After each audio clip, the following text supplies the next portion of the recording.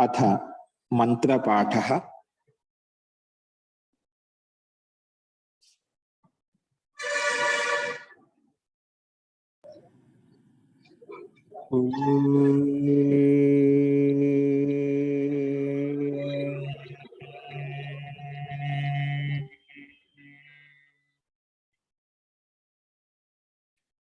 सहनाववतु सहनौ भुनक्तु सह वीर्यं करवावहै तेजस्विनावधीतमस्तु मा विद्विषावहै। ओम शांति शांति शांति।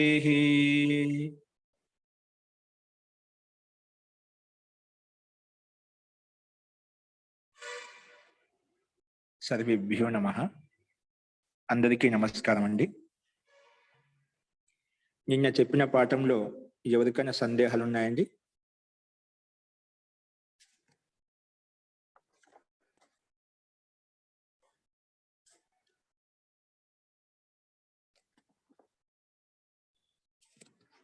అస్తు ప్రకృతమనుసరామః।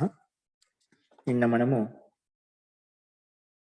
కైవల్యం యొక్క అంతిమ స్థితి వరకు మనం వచ్చాము। అంతకంటే ముందు ఒకసారి ఇవి ఎక్కడి నుంచి స్టార్ట్ అయిందంటే, ఈ కైవల్య యొక్క అంతిమ స్థితి విశేష దర్శన ఆత్మభావ భావన వినివృత్తి అని చెప్పుకున్నాం। ఆత్మభావ భావన వినివృత్తి, వివేక ఖ్యాతి కలిగినటువంటి యోగికి ఆత్మభావ భావన అనేది నివృత్తమవుతుంది అని చెప్పుకున్నాము। అలా నివృత్తమైనప్పుడు ఆత్మభావ భావన అనేది, అంటే ఆత్మభావ భావన అంటే నేను ఎవరిని, నేను ఎక్కడున్నాను, నా శరీరం ఏంటి, ఈ ఇంద్రియాలు ఏంటి, ఈ బ్రహ్మాండం అంటే ఏమిటి, ఈ సృష్టి అంటే ఏమిటి, అసలు ఈ జన్మ మృత్యు అంటే ఏమిటి, ఈ విషయాల పట్ల యథార్థ ఆత్మ పరమాత్మ కావచ్చు, ఈ బ్రహ్మాండం కావచ్చు, అసలు ఇవన్నీ ఏంటి, ఎలా నడుస్తున్నాయి, కేవలం మనం చూసేదే ప్రపంచమా, ఇది కాకుండా ఇంకేదైనా ప్రపంచం ఉందా, ఈ మృత్యు జన్మ యొక్క రహస్యం ఏంటి, ఇటువంటి విషయాల పట్ల యథార్థ జ్ఞానం ఆత్మభావ భావన అనేది అతనికి తెలిసిపోయింది కాబట్టి, వాటి పట్ల నిశ్చయమైంది కాబట్టి, ఆ నిశ్చయాన్ని తీసుకొని యథార్థ జ్ఞానం కలిగింది కాబట్టి ముక్తి వైపు, మోక్షం వైపు ముందుకెళ్తున్నాడు అనమాట। అటువంటి ఆత్మభావ భావన అనేది ఆ వివేక ఖ్యాతి కలిగినటువంటి యోగికి నివృత్తం అవుతుంది అని చెప్పుకున్నాము। అలా ఆత్మభావ భావన నివృత్తమైనప్పుడు ఆ యోగి యొక్క చిత్తం ఏ విధంగా ఉంటుంది, చిత్తశక్తి ఏ విధంగా ఉంటుందంటే, తదా వివేక నిమ్నం కైవల్య ప్రాగ్భారం చిత్తం। అటువంటి వివేక ఖ్యాతి కలిగినప్పుడు, వివేక ఖ్యాతి అంటే ఒకటే గుర్తుపెట్టి, వివేక ఖ్యాతి అంటున్నాం, వివేకం అంటే రెండు వివేకించామంట, ఆత్మ వేరు ఈ శరీరం వేరు అనే వివేక ఖ్యాతి ఎప్పుడు ఎదుకైతే కలుగుతుందో అప్పుడు ఈ స్థితి కలుగుతుంది అనమాట, ఆత్మభావ భావన నివృత్తి కలుగుతుంది। సో అటువంటి స్థితిలో చిత్తం ఏ రకంగా ఉంటుంది, ఎటువైపు వెళ్తుందంటే, తదా వివేక నిమ్నం కైవల్య ప్రాగ్భారం చిత్తం। అటువంటి వివేకంతో యుక్తమైనటువంటి చిత్తం ఏదైతే ఉందో కైవల్య ప్రాగ్భారం, కైవల్యం వైపు వెళ్తుంది అని చెప్పి మనం 26వ సూత్రంలో చెప్పుకున్నాం।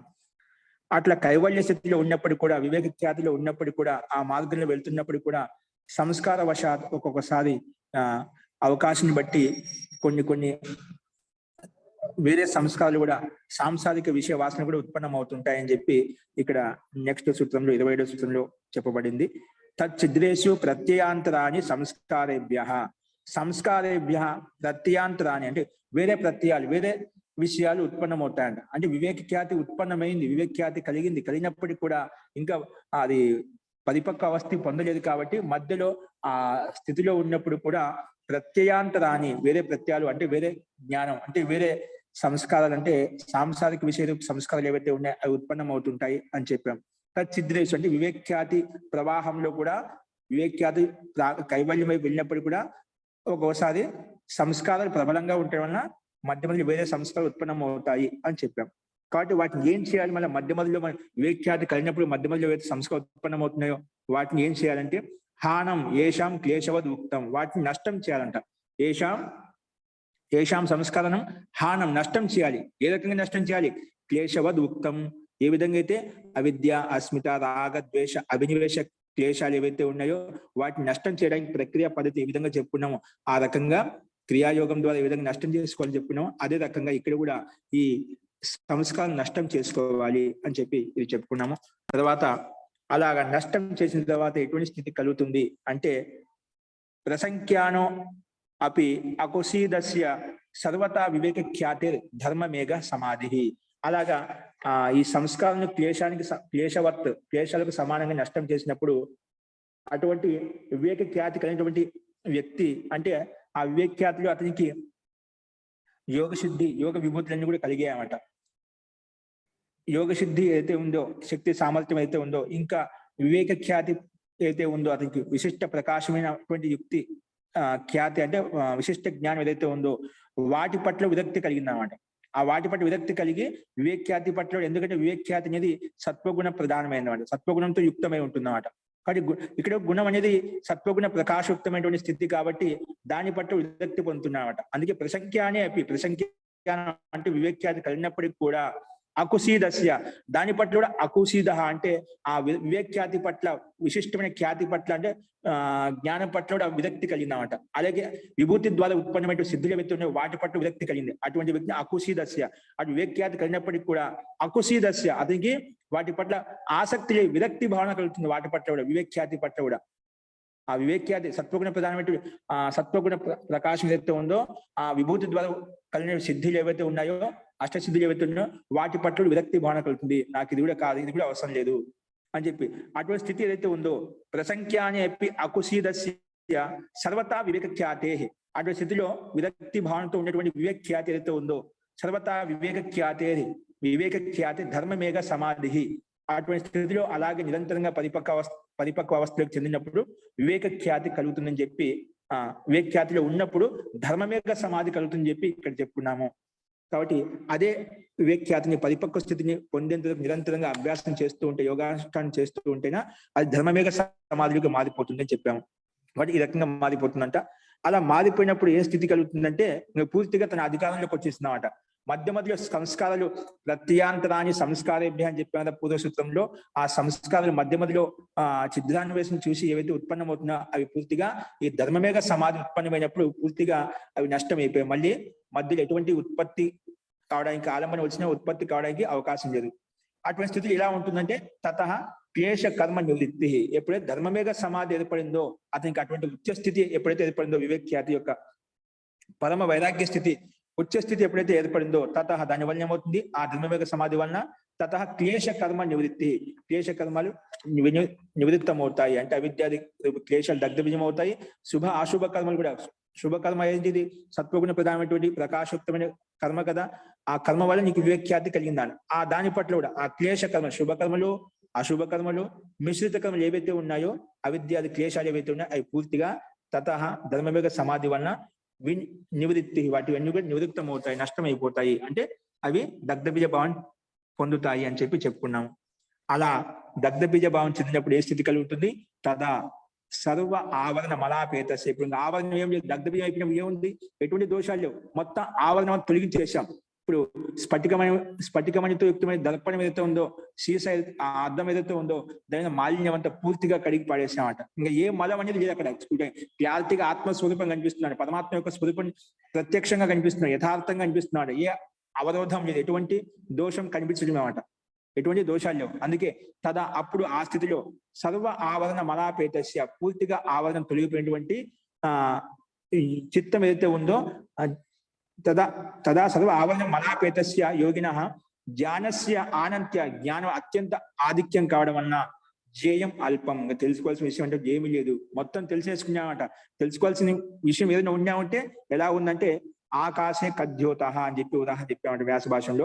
ఆకాశంలో ఒక జిగ్నిపురి యొక్క ప్రకాశం ఎట్లా ఉంటుందో అలా ఉంటుంది, మొత్తం ప్రకాశం తెలుసుకున్నాం, తెలుసుకోవాల్సిన విషయం లేదు. అందుకే జ్ఞానస్య ఆనంత్యాత్ అత్యంత అధికం కావడం వలన తెలుసుకోవాల్సిన విషయం అంటూ అల్పం, జ్ఞేయం అల్పం, జ్ఞేయ వస్తువుని చాలా అల్పంగా ఉంది, తెలుసుకోవాల్సిన విషయమే అంటూ ఏం లేదు, మొత్తం తెలిసేసుకున్నాడు అని చెప్పి అటువంటి స్థితి ఆ యోగికి కలుగుతుంది ముందు. ఎందుకంటే మొత్తం సర్వాభరణం తొలగించేసుకున్నాడు కాబట్టి ఇంకా తెలుసుకోవాల్సిన విషయం లేదు. కాబట్టి అంతిమ స్థితి అతనికి తెలుసుకోవాల్సిన విషయం అంటే ఏం లేదని చెప్పుకున్నాం. తెలుసుకోవాల్సిన ఏమంటే ఆ గుణాలు ప్రకృతి విలీనం కావడమే.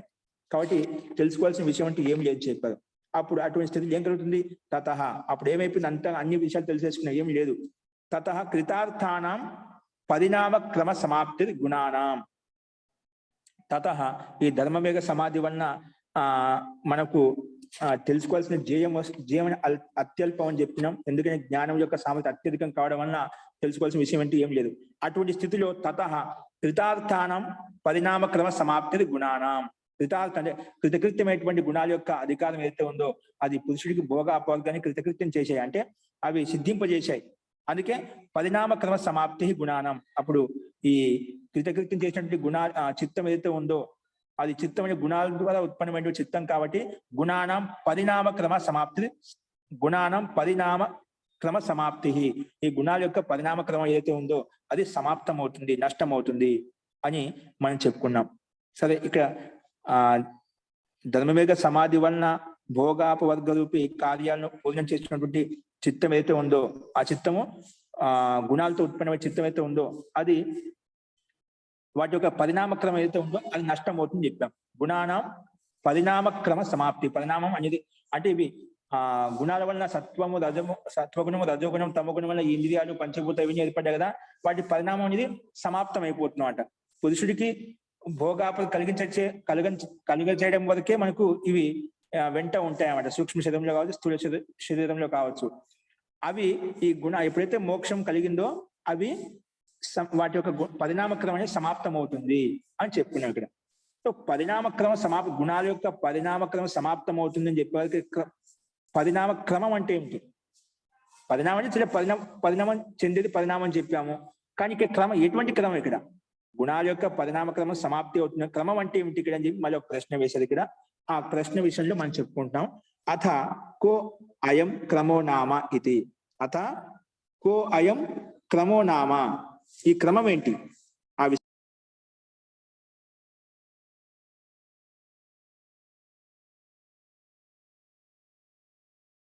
సమాప్తం అవుతుంది అంటే ఆ క్రమం అంటే ఏంటో అనేది ఈ విషయం నేను చెప్పుకున్నాం. మరి ఇప్పుడు వ్యాస భాష సహితంగా చెప్పుకున్నాం అండి. చూడండి, క్షణ ప్రతియోగి, చూడండి స్లైడ్ మీద చూసుకోండి. క్షణ ప్రతియోగి పరిణామ అపరాంత నిర్గ్రాహ్య క్రమ. క్రమం అంటే ఏమిటంటే అథ కో అయం క్రమో నామ. అసలు ఈ క్రమం అంటే ఏమిటి? క్రమనామ స్వరూపం అంటే ఏమిటంటే దాని గురించి మహర్షి పతంజలి ఏం చెప్పారంటే క్షణ ప్రతియోగి పరిణామ అపరాంత నిర్గ్రాహ్య క్రమ. ఇది క్షణ ప్రతియోగి అంటే క్షణాల యొక్క సమూహం మీద ఆశ్రయించి ఉంటుంది, ఆధారపడి ఉంటుంది అన్నమాట. అంటే ఒక క్షణం తర్వాత ఇంకో క్షణం, ఇంకో క్షణం తర్వాత ఇంకో క్షణం, అలాగా ప్రతి క్షణంలో మార్పులు జరుగుతూ ఉన్నాయన్నమాట. అందుకే క్షణ ప్రతియోగి పరిణామ. ఈ పరిణామం ఏదైతే చెందుతుందో అది ప్రతి క్షణంలో మార్పులు చెందడం వల్ల ఈ పరిణామం కనిపిస్తుంది అన్నమాట. క్షణ ప్రతి పరిణామ. అది ఆ పరిణామం ఎప్పుడు తెలుస్తుంది? క్రమం ఉందని చెప్పి అపరాంత నిర్గ్రాహ్య. ఏదైనా ఒక వస్తువు మార్పు చెందిందనుకోండి, ఒక వస్తువు పరిణతి చెందిందనుకోండి, ఆ పరిణామం చెందిన అంతిమ స్థితి ఏదైతే ఉందో, అంతిమ భాగం అయితే ఉందో దాని ద్వారా మనకు తెలుస్తుంది ఇక్కడ క్రమం చేంజ్ అయింది, క్రమ పరిణామం జరిగిందని చెప్పి తెలుస్తుంది అన్నమాట. కాబట్టి పూర్వక్షణము ఉత్తరక్షణంలోకి వచ్చినప్పుడు ఉత్తరక్షణం యొక్క అంతిమ స్థితి ఏదైతే ఉందో, అంతిమ భాగం ఏదైతే ఉందో, ఆ పరిణామ వస్తువు ఏదైతే ఉందో ఆ పరిణామం బట్టి మనకి క్రమం ఉందని చెప్పి అక్కడ యథార్థంగా నిశ్చయం అవుతున్నమాట. అందుకే పరిణామ అపరాంత నిర్గ్రాహ్య క్రమ. పరిణామం ఏదైతే ఉందో దాని యొక్క అంతిమ స్థితి ఎప్పుడైతే ఉందో సమాప్తి తెలుస్తుంది. ఇప్పుడు ఏం చెప్పాను? ఒక మిట్టి ఉంది, ఆ మిట్టిని మనం ముద్ద రూపం చేసాం. ఆ మిట్టిని ముద్ద రూపంలో మారినప్పుడు అది క్రమం మారింది. సూర్ణ మిట్టి అనేది పొడి రూపంలో ఉండే మిట్టి అనేది అది క్రమం ఎలా మారింది? ముద్ద నీళ్లు పోసేసరికి ముద్ద రూపంలో అయిపోయింది. ఇది క్రమం అన్నమాట. అంటే ఎప్పుడు తెలిసింది? ఎప్పుడైతే ముద్ద రూపంలో వచ్చిందో ఆ ముద్ద రూపం బాగా ఎప్పుడైతే తయారు ముద్ద అని ఎప్పుడైతే అంటున్నామో అది పొడి రూపం అనేది ఒక సంయుక్తం వల్ల కలయిక వలన ఒక ముద్ద రూపం ఎలా ఏర్పడిందో అప్పుడు క్రమం మారిందన్నమాట. ఆ క్రమం ఎప్పుడైతే ఒక క్రమ రూపంలోకి వచ్చేసి క్రమం ద్వారా మార్పు చెంది ముద్ద రూపంలో ఎప్పుడు వస్తుందో అప్పుడు ఇక్కడ క్రమం మారిందని చెప్పి మనకు తెలుస్తుంది. దీన్నే క్రమం అంటాము. అంటే పరిణామ అపరాంత నిర్గ్రహ పరిణామ అపరాంత అంతిమ స్థితి ఏదైతే ఉందో అపరాంతం ఆ పరిణామానికి అంతిమ స్థితి ఏదైతే ఉందో దాన్ని క్రమం అని చెప్పాము. అందుకే పరిణామ అపరాంత నిర్గ్రహ నిశ్చితంగా గ్రహించబడుతుంది, అది నిశ్చయించబడుతుంది, దాన్ని క్రమం అంటాము. పరిణామ అపరాంత నిర్గ్రాహ్య క్రమ అని చెప్పి ఇక్కడ చూశాము. అంటే క్షణాల యొక్క పూర్వ పౌర్యం ఏదైతే ఉందో, పూర్వ స్థితి అపరస్థితి, పూర్వక్షణం స్థితి ఉత్తరక్షణం యొక్క స్థితి ఏదైతే ఉందో అందులో ఒక క్షణం తర్వాత ఇంకో క్షణం ఉత్పన్నం అవుతుందన్నమాట. ఉత్పన్నమైనప్పుడు ఏదైతే పరిణామం కనిపిస్తుందో ఆ పరిణామ సమాప్తి ద్వారా అయితే మనకు జ్ఞాతమవుతుందో తెలుస్తుందో దాన్ని క్రమం అని చెప్పి చెప్పుకున్నాము. ఇక్కడ మహర్షి పతంజలి ఈ రకంగా చెప్పారు. ఇదే విషయాన్ని మహర్షి వ్యాస ఏమంటున్నారంటే చూడండి, అదే విషయం కొంచెం విపులంగా చెప్పారు ఇక్కడ. క్షణాంతర్యాత్మ పరిణామస్య అపరాంతేన అవసానేన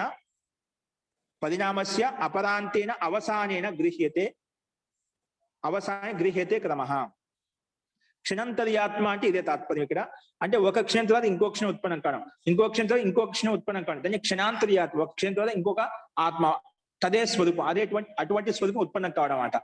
అందుకే క్షణాంతర్యాత్మ పరిణామం అయితే ఉందో, ఒక క్షణం ద్వారా అయితే వస్తువు పరిణామం చెందుతుందో, పరిణామస్య అపరాంతేన అవసాన, పరిణామానికి అయితే వస్తువు ఏ విధంగా పరిణామం చెందుతుందో, పరిణామస్య అపరాంతేన అంటే చివరి అంతిమ స్థితి, అపరాంతేన అవసాన అంటే అంతిమ స్థితి అన్నమాట.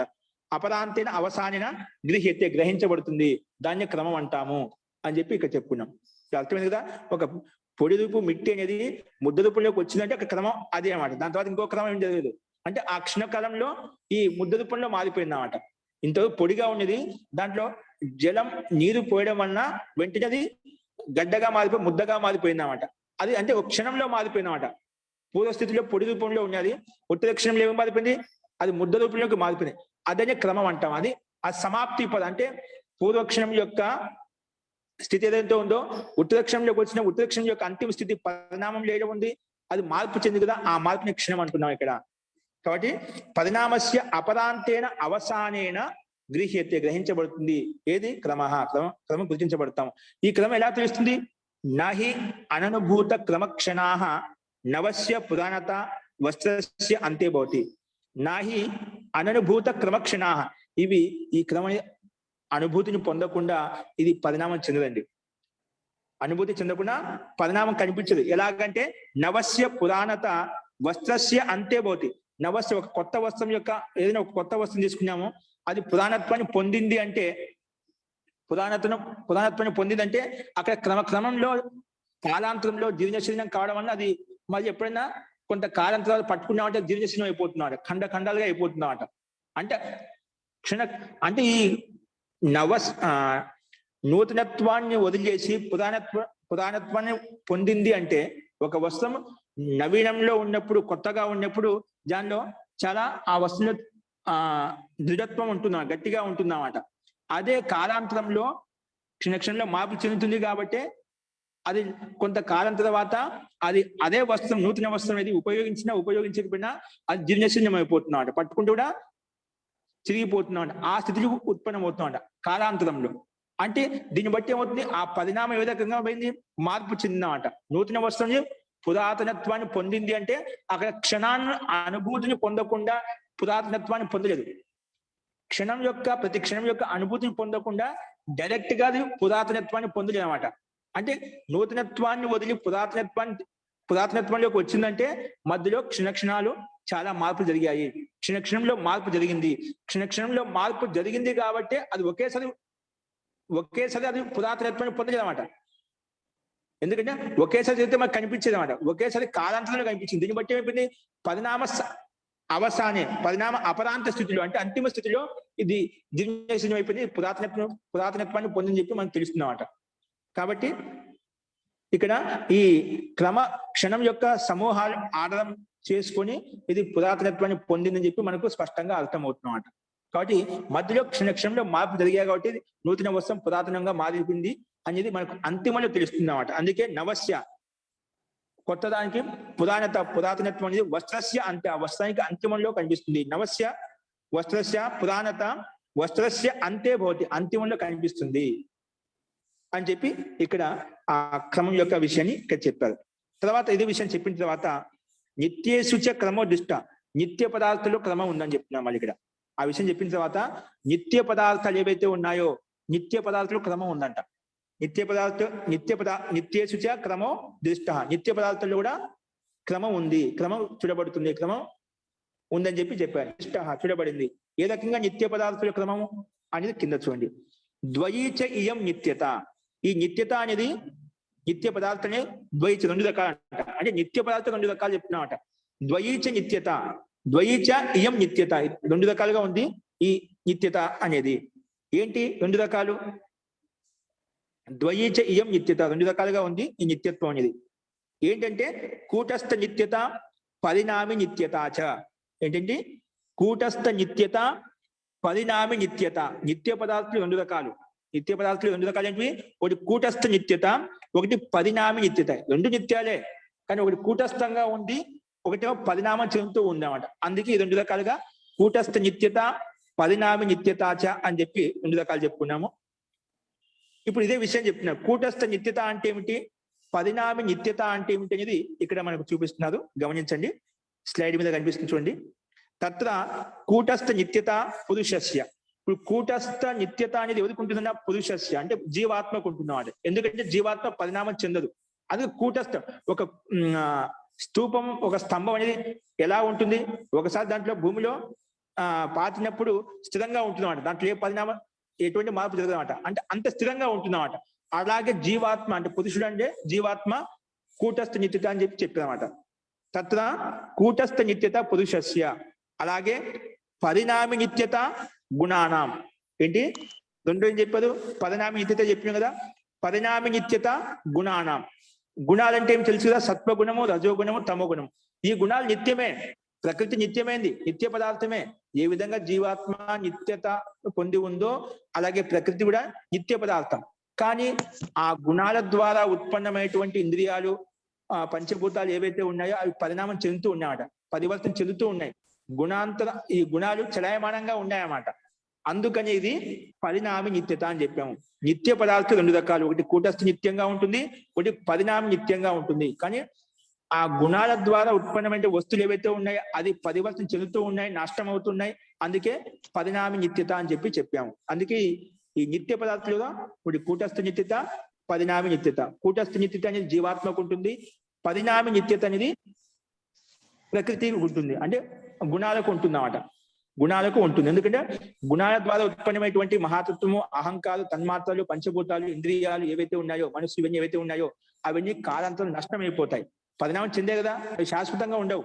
అందుకే పరిణామి నిత్య అంటే నష్టమైపోయాయి. అంటే ఆ గుణాల ద్వారా ఉత్పన్నమైనటువంటి తత్వాలు ఏవైతే ఉన్నాయో అవి నష్టమైపోయాయి. అంటే నష్టం కావడం అంటే తన ప్రకృతిలో మళ్ళీ విలీనం అయిపోయాయి. మూలతత్వం నష్టం కాలేదు. అదే విషయం చెప్పారు ఇక్కడ. పరిణామ నిత్యత గుణానం, గుణాలకు పరిణామ నిత్యత ఉంటుంది. కానీ యస్మిన్ పరిణమ్యమానే అంటే పరిణామం చెందినప్పటికీ కూడా, ఇప్పుడు పరిణామ నిత్యత అని చెప్పారు గుణాలకు. యస్మిన్ పరిణమ్యమానే తత్వం నా విహన్యతే తత్ నిత్యం. యస్మిన్ పరిణమ్యమానే తత్వం నా విహన్యతే తన్నిత్యం. అంటే ఇక్కడ పరిణామం చెందినప్పటికీ కూడా దాని తత్వం నష్టం కాలేదు. ఇప్పుడు మనం మట్టి ద్వారా ఒక చూరిన మిట్టి ద్వారా, అంటే పొడి మిట్టి ద్వారా మనం ఒక కుండ తయారు చేసాం, ముద్ద తయారు చేసాం. ముద్ద నుంచి మనకి కుండ తయారైంది, కుండ నుంచి మరి కపాలం తయారు, అంటే కుండ పగిలిపోతే మళ్ళీ కపాలుగా మారిపోయినా, అంటే ముక్కలు ముక్కలుగా అయిపోయింది. అంటే నష్టమైందంటే ఆ ప్రకట రూపం ఏదైతే ఉందో, కుండ యొక్క స్వరూపం అయితే అది నష్టమైంది. కానీ దాని తత్వం మళ్ళీ మూల ప్రకృతిలో కలిసిపోయిందన్నమాట. మూల ప్రకృతి అదే ఉంది, దాని మూల తత్వం నష్టం కాలేదు. అందుకే పరిణామం నష్టమైంది కానీ మూలతత్వం నష్టం కాలేదు. అందుకే యస్మిన్ పరిణమ్యమానే తత్వం నా విహన్య, తత్వం మూలతత్వం అనేది నష్టం కాలేదు. ఆ మిట్టి ఏదైతే ఉందో, మన్ను ఏదైతే ఉందో అది అలాగే ఉంది. ఆ మట్టు ద్వారా మనం కుండ తయారు చేసాం, కానీ కుండ పగిలిపోయినప్పుడు కూడా అది మళ్ళీ మట్టిలో కలిసిపోయింది. మూలతత్వం అలాగే ఉంది. అందుకే తత్వం నా విహన్యత నిత్యం, అందుకే నిత్య పదార్థం అని చెప్పాను. ప్రకృతి కూడా, ఈ గుణాలు కూడా నిత్య పదార్థము. కానీ ఒకటి కూటస్థ నిత్యత అనేది జీవాత్మకు ఉంటుంది, పరిణామ నిత్యత అనేది గుణాలకు ఉంటుంది. సత్వగుణం, రజోగుణం, తమగుణాలకు వీటికి ఉంటుందని చెప్పుకున్నాం.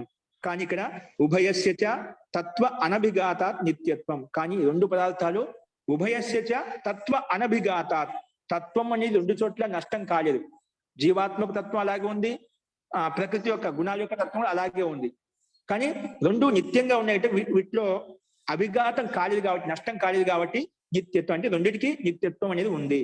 ఉభయస్యచ తత్వ అనభిఘాత, తత్వం అనేది అభిఘాతం కావడం లేదు కాబట్టి, నష్టం కావడం లేదు కాబట్టి నిత్యత్వం. జీవాత్మకి ఈ ప్రకృతికి, అంటే ప్రకృతి అంటే సత్వగుణము, రజోగుణం, తమోగుణం యొక్క సామ్యావస్థనే ప్రకృతి అంటాం. ఈ గుణాలను కాబట్టి ఈ రెండింటికి నిత్యత్వం అనేది ఉంది. తర్వాత ఏం చెప్పారంటే తత్ర గుణధర్మేషు బుద్ధ్యాదిషు పరిణామ అపరాంత నిర్గ్రాహ్యో క్రమః లబ్ధ పర్యవసానః అని చెప్పారు ఇక్కడ. అంటే అందులో మన కూటస్థ నిత్యత అంటే చెప్పుకున్నాము, పరిణామ నిత్యత అంటే చెప్పుకున్నాం. ఇప్పుడు పరిణామ నిత్యత విషయంలో మళ్ళీ ఈ విషయం చెప్తున్నారంటే ఏం చెప్తున్నారంటే తత్వ గుణధర్మేషు అంటే గుణధర్మాలు ఏంటి? సత్వగుణము, రజోగుణము, తమో గుణం ద్వారా ఉత్పన్నమైన ధర్మాలు ఏంటివి? బుద్ధి, ఈ శరీరము, ఇంద్రియాలు, ఇవన్నీ ధర్మాలు అన్నమాట. గుణధర్మేషు బుద్ధ్యాదిషు ఈ బుద్ధి ఏవైతే చిత్తము, బుద్ధి, అహంకారం ఇవన్నీ అది పడే కదా, జ్ఞానేంద్రియ పంచకర్మ ఇవన్నీ కూడా ధర్మాలు. గుణధర్మేషు బుద్ధ్యాదిషు పరిణామ అపరాంత నిర్గ్రాహ్యో క్రమః. వీటి యొక్క పరిణామం అపరాంతం అంటే నష్టమైనప్పుడు, ఇప్పుడు మనకు బుద్ధి, చిత్తము, శరీరము, పంచభూతాలు ఈ ప్రత్యక్షంగా మనకు కనిపిస్తుంది అనమాట. అది అపరాంతం నిర్గ్రహ, అది అంతిమ స్థితిలో మనకు అవి నష్టమే ముందు అంతిమ స్థితిలో మనకు నిశ్చితమైపోతుంది. ఇక్కడ ప్రతి క్షణంలో క్షణంలో మార్పు చెందే కాబట్టి ఇది అపర్యవసానం, అంతిమ అవసానంలో ఇది నష్టమైపోతుంది. ఇది క్షణాంతరి ఆత్మ, ప్రతి క్షణంలో మార్పులు జరిగాయి కాబట్టి ఇలాంటి స్థితి కలిగిందని చెప్పి అక్కడ మనకు ఆ క్రమం మనకు స్పష్టమవుతుంది. అందుకే ఈ పరిణామ అపరాంత నిర్గ్రాహ్య క్రమః, పరిణామ అపరాంతంలో అంతిమ క్షణంలో అది నిశ్చితమవుతుంది క్రమము. అందుకే ఇది ఇది ఏంటి? లబ్ధ పర్యవసాన. ఇది లబ్ధ పర్యవసానం అంటే ఉపలబ్ధం మనకు ప్రత్యక్షంగా కనిపిస్తుందన్నమాట, అనుమానం ద్వారా కాదు.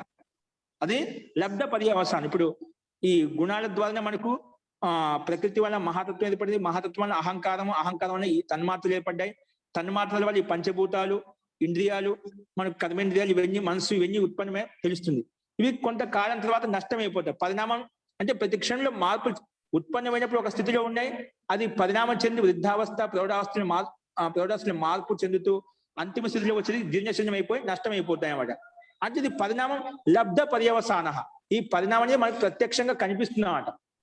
ఆ ప్రకృతిలో మార్పులు కావచ్చు, ఈ పిండంలో మార్పులు కావచ్చు, ఏదైనా ఒక వస్తువులో మార్పులు కావచ్చు, అది ప్రత్యక్షంగా మనకు అనుభవగమ్యం అవుతుంది అన్నమాట. అందుకే లబ్ధ పర్యవసాన. కానీ నిత్యేషు ధర్మిషు గుణేషు అలబ్ధ పర్యవసాన. కానీ దాని గుణాలు ఏవైతే ఉన్నాయో, దాని గుణాలు ఏంటి? సత్వగుణం, రజోగుణం, తమగుణం. దాంట్లో ఆ నిత్య పదార్థంలో ఆ గుణంలో ఏం మార్పులు లేవు. దాంట్లో లబ్ధ పర్యవసానం కాదు, అనుమానం ద్వారా తెలుస్తుంది అన్నమాట.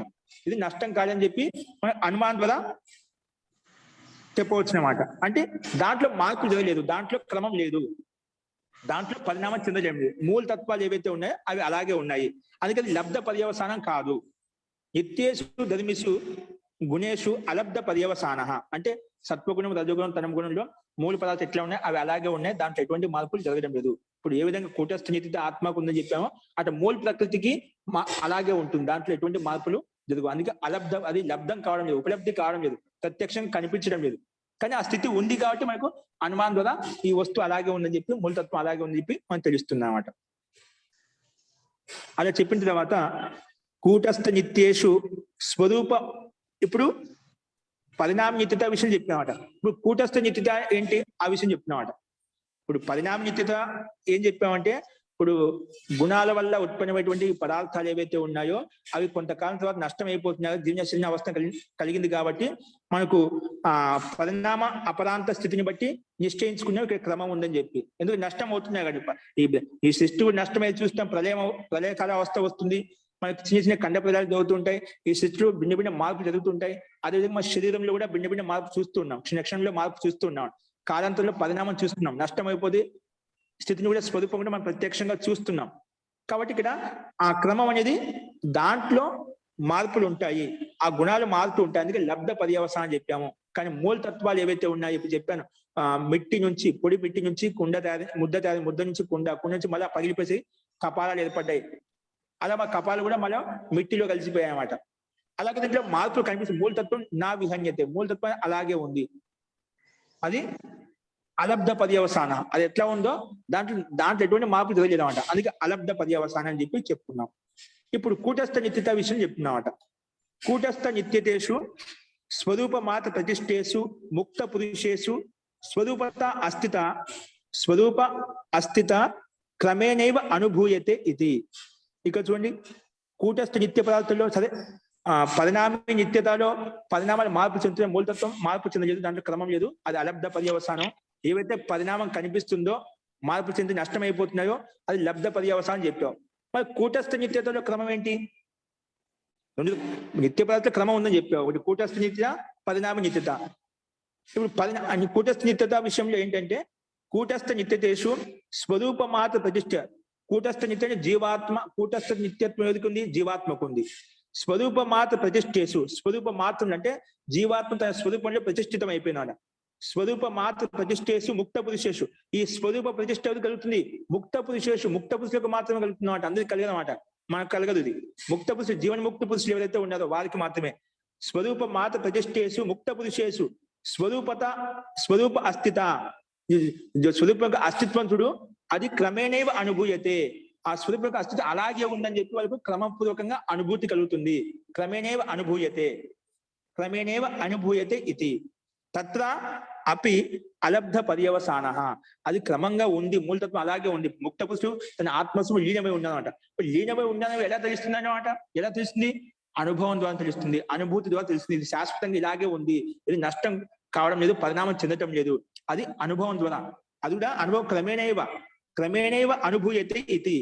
అతః తత్రాపి అలబ్ధ పర్యవసాన. నిత్య పదార్థంలో ఇది ప్రత్యక్షం కనిపించడం లేదు, కానీ ఆ వస్తువు, ఆ పదార్థం అలాగే ఉంది. అది అనుభవం గణ్యం ద్వారా మనకు యథార్థంగా తెలుస్తుంది. వాస్తవం క్రమం లేదు అక్కడ, అనుభవం ద్వారా, అనుభూతి ద్వారా మనకు ప్రత్యక్షం అవుతుంది. అది తత్రాపి అలబ్ధ పర్యవసాన. మరి క్రమం ఎందుకు చెప్పాం? నిత్యేషు క్రమ దృష్ట అని చెప్పి క్రమశబ్దం ఎందుకు ఉపయోగించు ఇక్కడ? శబ్ద పృష్టేన అస్థి క్రియాం ఉపాదాయ కల్పిత ఇది. కేవలం ఒక శబ్దం ద్వారా అడిగాం కదా. ఇప్పుడు శబ్దం చెప్పాం క్రమ అని చెప్పి, ఆ శబ్దం ద్వారా మనకు అస్థి క్రియాం ఉపాదయ, ఇప్పుడు అస్థి ఉంది అని చెప్పి, క్రమం ఉంది అని చెప్పి ఏది చెప్తున్నామో అది కల్పిత, ఊహం. అట్లా వాస్తవం క్రమం లేదు, నిత్య పదార్థాలు క్రమం లేదు, అది కల్పించి ఊహించింది. అర్థం చేసుకోవడానికి, చెప్పడానికి ఊహ కల్పన మాత్రము. శబ్ద పృష్ఠ, శబ్దంలో అడిగామనేంత మాత్రాన అది ఉందని కాదు. శబ్ద పృష్ఠేన అస్థి క్రియాం ఉపాదయ. ఇప్పుడు శబ్దం అడిగా అంటే అస్థి క్రియాపదం ఉంది అంటే అస్థి ఉంది అని చెప్పి క్రమ అస్థి అని చెప్పేవారా? క్రమ అస్థి.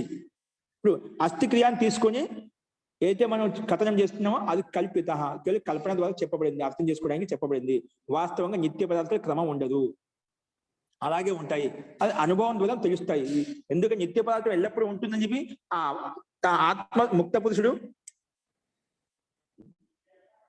యోగి ఎవరైతే ఉన్నదో అతనికి అనుభవం ద్వారా ప్రత్యక్షం అవుతున్నాడు. ఈ పదార్థం మార్పు చెందడంలో తన ఆత్మస్వరూపంలో విలీనమై ఉంది, శాశ్వతంగా ఉంది, స్థిరంగా ఉంది అని చెప్పి ఆ కూటస్థ నిత్యత యొక్క అనుభూతి ఆ యోగికి, ముక్త పురుషుడికి అనుభవం కలుగుతుందన్నమాట. కాబట్టి శబ్దం ద్వారా ఏదో అస్థి క్రమం ఉందని చెప్తున్నారా, అది శబ్ద పృష్ఠ అంటే శబ్దంలో అడిగినంత మాత్రాన అస్థి క్రియా ఉపాదాయ, అస్థి క్రియను తీసుకొని, అస్థి క్రియాపని తీసుకొని ఏది కథనం చేస్తున్నామో అది కల్పిత ఇది, ఏది కల్పించబడింది, ఊహించబడింది, అర్థం చేసుకోవడానికి చెప్పబడింది అని ఇక్కడ మనం చెప్పుకున్నామండి. అస్తు. ఇలా చెప్పిన తర్వాత నెక్స్ట్ చూడండి. ఇప్పుడు ఇంతవరకు అర్థమైంది, ఇందులో ఎవరికైనా సందేహం ఉందండి? ఇక్కడ కేవలం నిత్య పదార్థాలు కూడా, జీవాత్మ ప్రకృతిలో కూడా క్రమం ఉందని చెప్పాం. కాబట్టి ఒకటి కూటస్థ నిత్యత, ఒకటి పరిణామ నిత్యత. జీవాత్మకు కూటస్థ స్థిరంగా ఉండే నిత్యత్వం ఉంటుంది.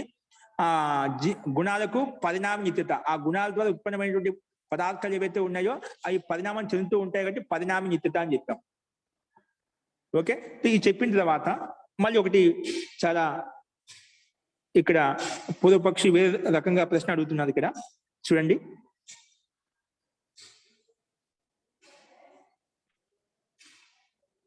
స్లైడ్ చూడండి. అథ అస్య సంసారస్య స్థిత్యా గత్యా చ, స్లైడ్ మీద చూసుకోండి. అథ అస్య సంసారస్య స్థిత్యా గత్యా చ గుణేషు వర్తమానస్య అస్తి క్రమ సమాప్తి నవా ఇది. ఇప్పుడు ఈ వర్తమానంలో ఈ సంసారం కనిపిస్తుంది కదా, ఈ బ్రహ్మాండం కనిపిస్తుందా? అత సంసారస్య స్థిత్యా గతి, ఈ స్థితి ఏదైతే ఉందో, గతి ఏదైతే ఉందో, ఈ స్థిరంగా ఉంది, గతి కూడా ఇంకా గతి ఏదైతే నడుస్తుందో, ఇది అన్ని గుణాల యొక్క పరిణామం చెప్పుకున్నాం. ఇవన్నీ ఈ బ్రహ్మాండం యొక్క గుణాల యొక్క పరివర్తన స్వరూపం అన్నమాట. స్థిత్యా గత్యా చ గుణేషు వర్తమానస్య, ఈ వర్తమాన స్థితి, బ్రహ్మాండం స్థితి ఏదైతే కనిపిస్తుందో వర్తమాన అస్థి క్రమ సమాప్తి నవా ఇది. ఈ వర్తమాన బ్రహ్మాండం సృష్టి ఏదైతే కనిపిస్తుందో దీనికి క్రమ సమాప్తి ఉందా లేదా, క్రమ సమాప్తి అస్తివా నవా, అంటే ఈ సంసారం నష్టం అవుతుందా, ఇలాగే ఈ క్రమం ఏదైతే ముందు క్రమంగా చెప్పారు కదా, పరిణామం, ప్రకృతి వల్ల మహాతత్వం, మహాతత్వం వల్ల అహంకారం, అహంకారం వల్ల తన్మాత్రలు, పంచభూతాలు, ఇంద్రియాలు, ఇవన్నీ ఏర్పడే క్రమ మార్పు ఏదైతే ఉందో ఇవి శాశ్వతంగా ఇలాగే ఉంటాయి, నష్టం అవుతాయా, ఈ బ్రహ్మాండం ఇలాగే ఉంటుందా, నష్టం అవుతుందా, వీటికి క్రమ సమాప్తి అస్తివా నవా, ఇది ప్రశ్న అన్నమాట పూర్వపక్ష యొక్క.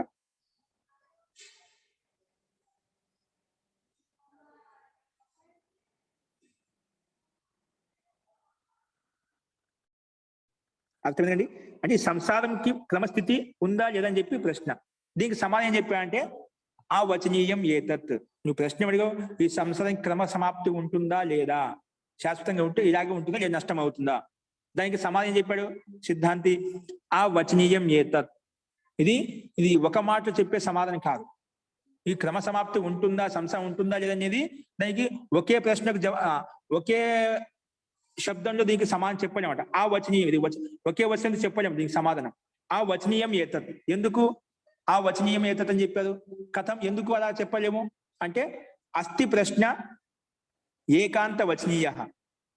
ఇప్పుడు కొన్ని ప్రశ్న ఎలా ఉంటాయంటే ఏకాంత వచనీయ, ఏకాంత వచనీయ ఒకే ప్రశ్న సమాధానం చెప్పేయచ్చు. కొన్ని ప్రశ్న ఎలా ఉంటాయని, కొన్ని మనకు సందర్భాన్ని బట్టి ఒకదానికి ఏటుకు సమాధానం చెప్పొచ్చండి, ఒకదానికి మనం విభజించేదానికి సమాధానం చెప్పాలన్నమాట. అన్నిటికీ ఒకే ప్రశ్నకు ఒకే సమాధానం ఉండదు అన్నమాట. కొన్ని ప్రశ్నలు అలా ఉంటాయి, ఒకే సమాధానం చెప్పొచ్చు. కొన్ని ప్రశ్నలు మాత్రం విభజించి దానికి అర్థం చెప్పాలి, అక్కడ అదే అర్థ సంగతము. ఇప్పుడు అదే విషయం చెప్పాడు, అస్థి ప్రశ్న ఏకాంత వచనీయ. ఈ ప్రశ్న ఇప్పుడు కొన్ని ప్రశ్నలు అలా ఉంటాయి, ఎలా ఉంటాయని ఒకటి ఎగ్జాంపుల్ చెప్తున్నాడు ముందు. ఇప్పుడు నువ్వు వర్తమానస్య, ఇప్పుడు గుణేషు వర్తమానస్య అస్థి క్రమ సమాప్తి అస్థివా నవా అని చెప్పి ప్రశ్న అడిగావు, అది ఆ వచనీయం ఏతదని సిద్ధాంతం చెప్పామట. ఎందుకని మళ్ళీ ప్రశ్న అడిగితే దానికి సమాధానం ఒకటి చెప్తే ఎగ్జాంపుల్ చెప్పిన ముందు. అస్థి ప్రశ్న, ఇక్కడ ఒక ప్రశ్న ఏంటంటే ఏకాంత వచనీయ, ఇది ఏకాంత వచనీయ. అటువంటి ప్రశ్న ఒకే వచనంలో సమానం చెప్పొచ్చు అంట. ఏంటది ఏకాంత వచనీయ అంటే ఒకే వచనంతో సమానం చెప్పొచ్చు. ఏంటంటే సర్వో జాతో మదిష్యతి ఇది. ఏంటండి సర్వో జాతో మదిష్యతి.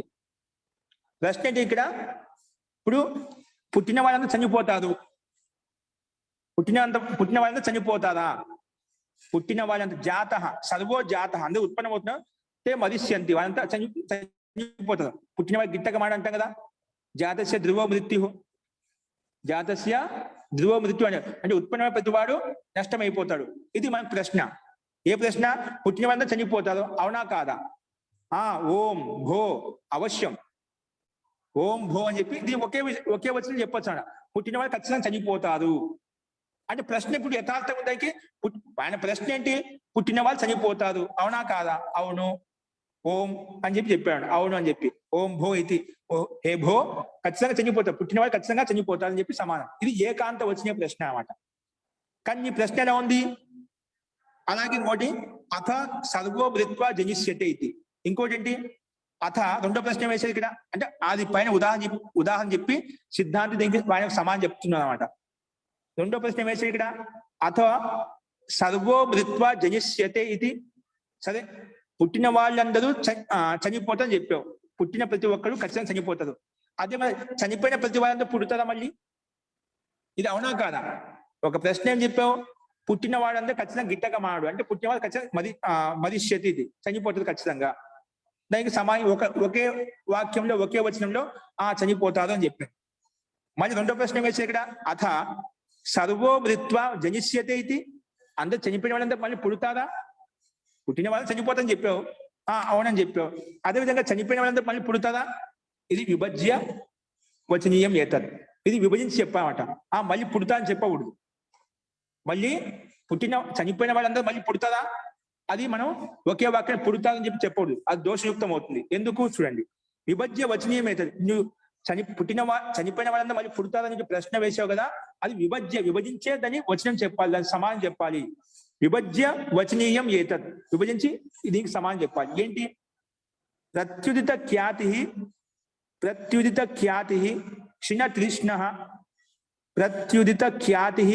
క్షీణ తృష్ణ కుశలో నా జనిష్యత ఇతరస్తు జనిష్యతే.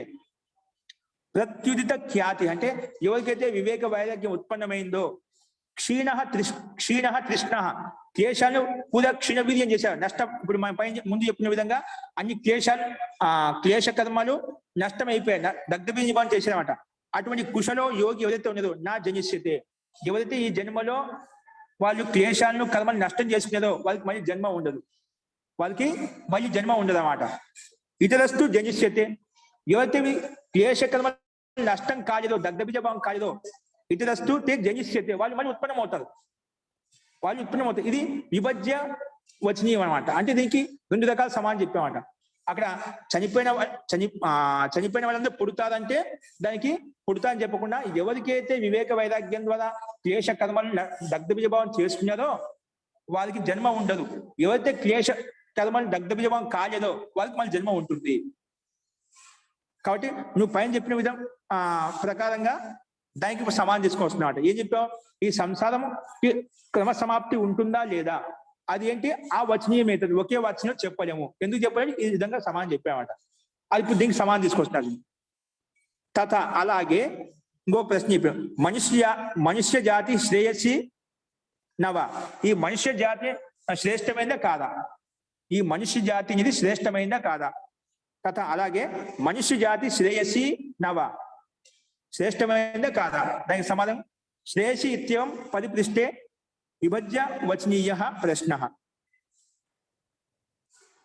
ఇప్పుడు ఇది మనుష్య జాతి శ్రేష్టమైందా కాదా అంటే ఇది కూడా మనం అవచనీయమవుతుంది. ఇది కూడా విభజ్య వచనీయం అంట, విభజించే చెప్పాలి సమాధానం. అవునా కదా? ఎందుకంటే ఇప్పుడు ఈ మనిషి జన్మ శ్రేష్టమైందా కాదా అంటే ఒకే మాట చెప్పలేం.